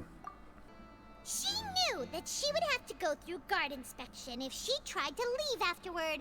So, she has been trapped in the opera house these last 2 days. So she stole the She had already macaroons? become desperately hungry by the time we were chatting over macarons. So, she swiped 2 of them right under our noses. Talk about a sneaky How did she do that? At this point, all the events that happened in the tunnel have now come to light. Ah, so that's the whole story. Ah. Bravo! Bravo! Well, yeah, we won! We won! Now then, Lady Farina, do you wish to speak against the defense's statements? Uh-oh. Uh-oh. Uh-oh. Please answer the question, Lady Farina. Also, if I may add, the trial has not yet ended. As such, I request that the prosecution not leave the room before the proceedings have concluded. Uh-oh. Put her on the spot? What? Are you reading my mind now? No. I have no further arguments. I admit defeat. But really, could you at least have left me with some dignity? Wow. Look at that. She's like a deflated balloon now. No If there are dignity. no objections, then as the Chief Justice of Fontaine, I shall once again repeat the full sequence of events. Okay. The actual perpetrator of the serial disappearances, Cowell, selected his next victim from the audience reservation list. With some modifications to the selector, he could ensure that the pre-selected young woman would be chosen. To cover up any evidence while committing the deed, Cowell thought of allowing the water tank to fall, which would conceal the water left behind after the young woman was dissolved. He also tampered with the rope suspending the water tank, using the fireworks at the end of the performance to cause the tank to drop and hide the watermarks. He poured the water from the primordial sea into a balloon during the preparation of the magic box and stuck it to the box's lid. Finally, he passed the prepared hook on a rope through the gap in the magic box's door when bringing the young woman to said box. When the magic trick officially began, the box containing the woman was lowered into the tunnel, tightening the hook rope and bursting the balloon containing the water. If all had gone to plan, the young woman would be dissolved at this time. However, Lillian was not from Fontaine, and thus fled the box with a loud noise. Realizing that there was trouble, Cowell entered the tunnel and met Lillian. Thinking that the waters had not yet taken effect, he decided to proceed. However, his opponent was more capable than he thought, and he was overcome, knocked unconscious, and placed into the magic box, and thus became his own final victim. Lillian, according to her own statements, then changed clothes and hid until the performance ended, before hiding in other parts of the opera house. As for Linny, he was in the underground structures within the opera house, and was thus ignorant of these happenings. From this reconstruction of events, we can conclude that Linny, the accused, is in fact innocent. Damn. While there is much in Linny and Lillian's conduct that should still be investigated separately, Lillian's? This case, at least, can be handed over to the Oratrice to make the final decision. We won! We won! What the fuck was that?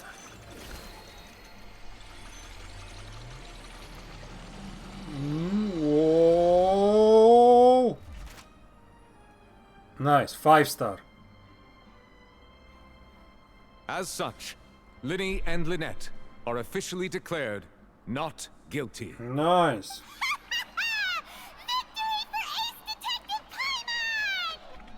Great work, partners. Thank you all. Thank you so much. Let's not celebrate just yet. Next, I think we deserve an explanation, Guard Vaughn. How did you find the water from the primordial sea in Linny's baggage? Uh-oh. Right! Your discovery caused me to make a serious mistake, Uh-oh. Tampering with evidences. A discovery, but false evidence that you dare to bring before this court. Uh-oh. I suspect that the accomplice mentioned in Cowell's notes was not Linny, but you, yes? Oh, shit. Exposed. I'm sure you know what you must do to lessen your sentence. Sudoku. Speak quickly!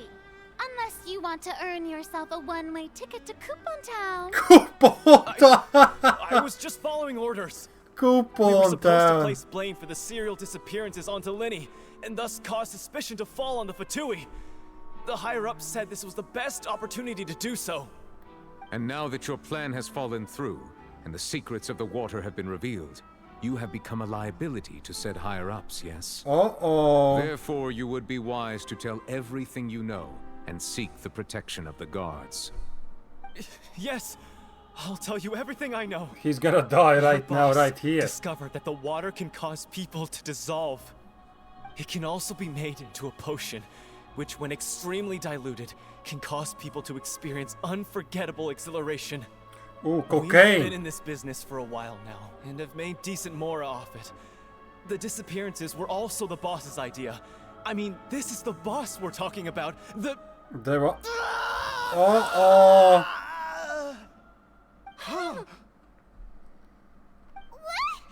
He turned into a water. Yep. Just before he name dropped him. No longer talk. Such ruthlessness. I shouldn't have expected any less of them. An outrageous act. Oh. All present, please submit to inspection immediately. Oh, the robots are here also. However, nothing is found on the scene apart from the liquid left behind their one guard. Dissolving. So, we're just going back now? The problem seems to have been solved for now. That's true, but... Traveler, Paimon, please wait. ...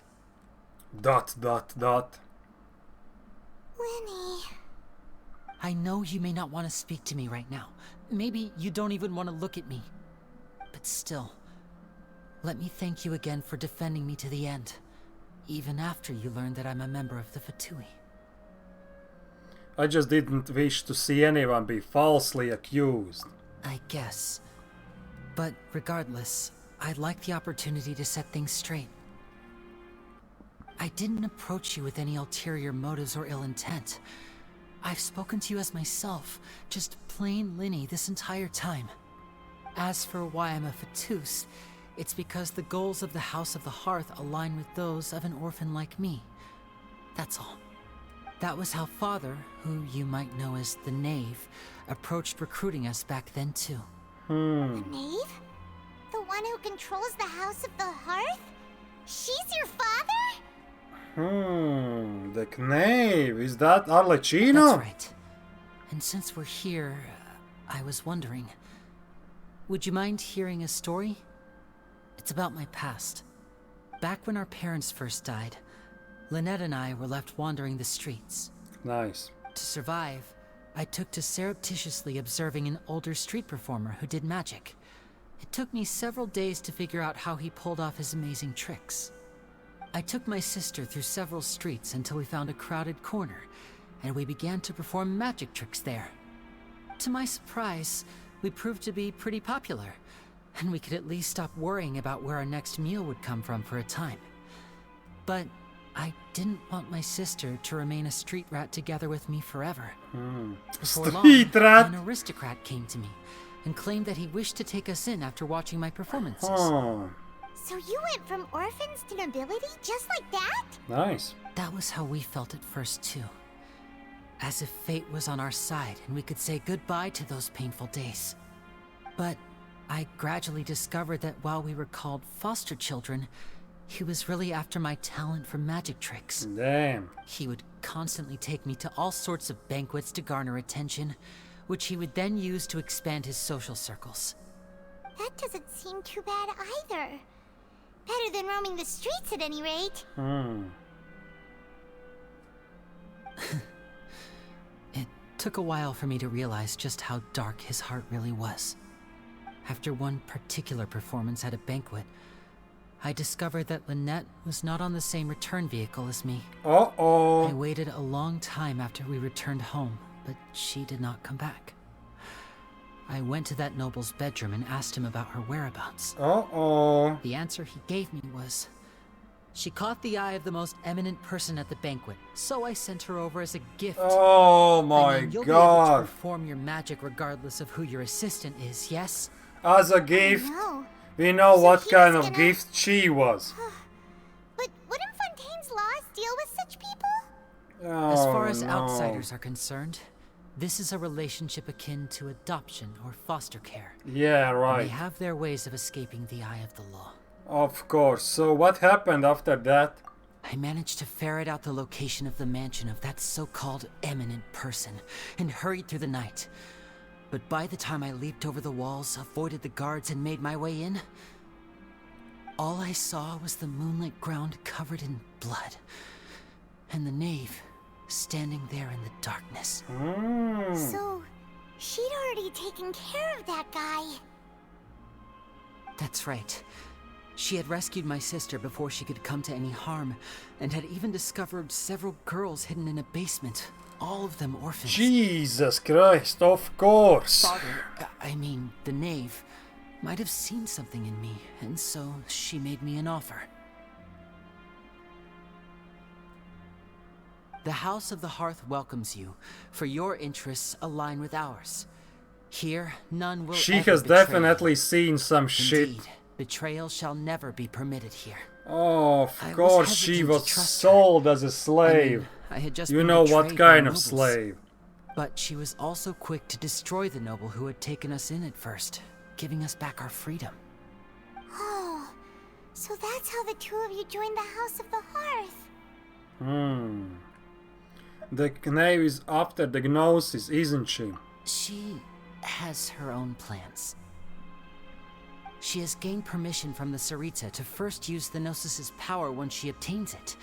She plans to use it to find a way to break the prophecy and save Fontaine. Really? So, she believes in that prophecy too? That's right.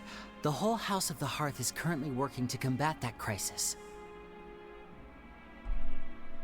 Today's case has also proven that people from Fontaine can indeed dissolve into some sort of water, thus further supporting the prophecy. All of us house members here, Lady Arlecchino herself included, are from Fontaine. We won't give up on defending our homeland.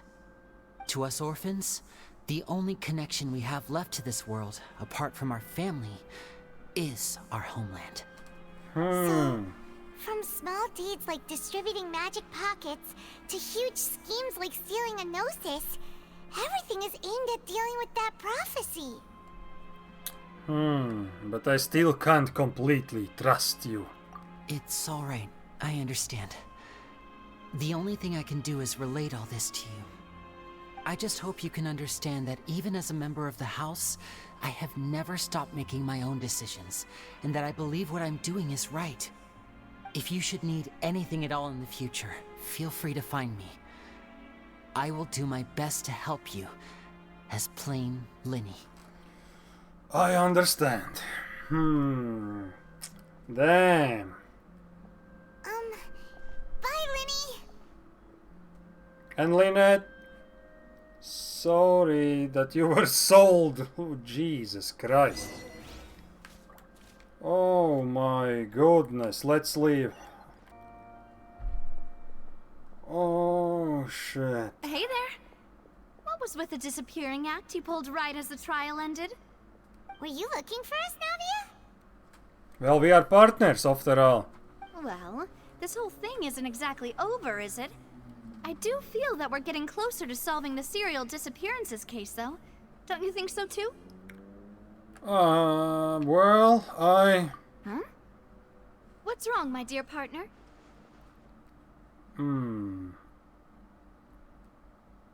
I was really only trying to defend Linny. Besides, are you sure we're the ones who can crack a case that's been cold for decades now? And given that there's We actually got really close. there should be a trail of breadcrumbs. They're all disappearing. Well, either they're sold or dissolved. I shit. see. Yeah. Well, I won't lie. I'm a little shocked to hear that from you. But I suppose you are just travelers who have only arrived in Fontaine after all. Yeah, just give me a second, Sorry. lady. I might have been too presumptuous. No, it's okay, it's okay. Don't say that, Navia. Let's meet next quest. Aw, and we were having so much fun investigating with you, too. It was like having new waters flowing into a stagnant mire, causing new hope to spring forth, and the reflection in the murk to become clearer. Sorry about that. I'm a bit prone to nostalgia. Don't mind me. It's okay. Wait, shall we have a farewell meal? You know, to commemorate our time as partners? Yeah, more macaroons. Huh? Do we really need to get that formal? Well, guess you really did treat us as partners, huh? Well, I'd just like to have a proper ending to every important memory. That way there are no regrets later. Anyway, it would just be a meal, so it shouldn't take up too much of your time. Well, if you say so. You don't have to twist Paimon's arm. If Boss Navi is treating, count Paimon in! Oh, wonderful. In that case, why don't we return to the Court of Fontaine and head to the Hotel de Boer? I believe we'll make it just in time for dinner. All right then, let's have our farewell Okay. meal. Oh no, so that was the end. Oh my goodness. Holy moly. What are all these quests? Holy moly, guys. Well, that was something. What can I say? Oh my god, this quest took like 3-4 hours. Oh shit. Well, it was quite fun. There was a lot of plot twists, some ass pull, but now we know a lot what is going on. What is going on is sailing children. Classic. Jesus Christ. Well, that was only the first part. What can I say? Let's see you in the next one. Peace out.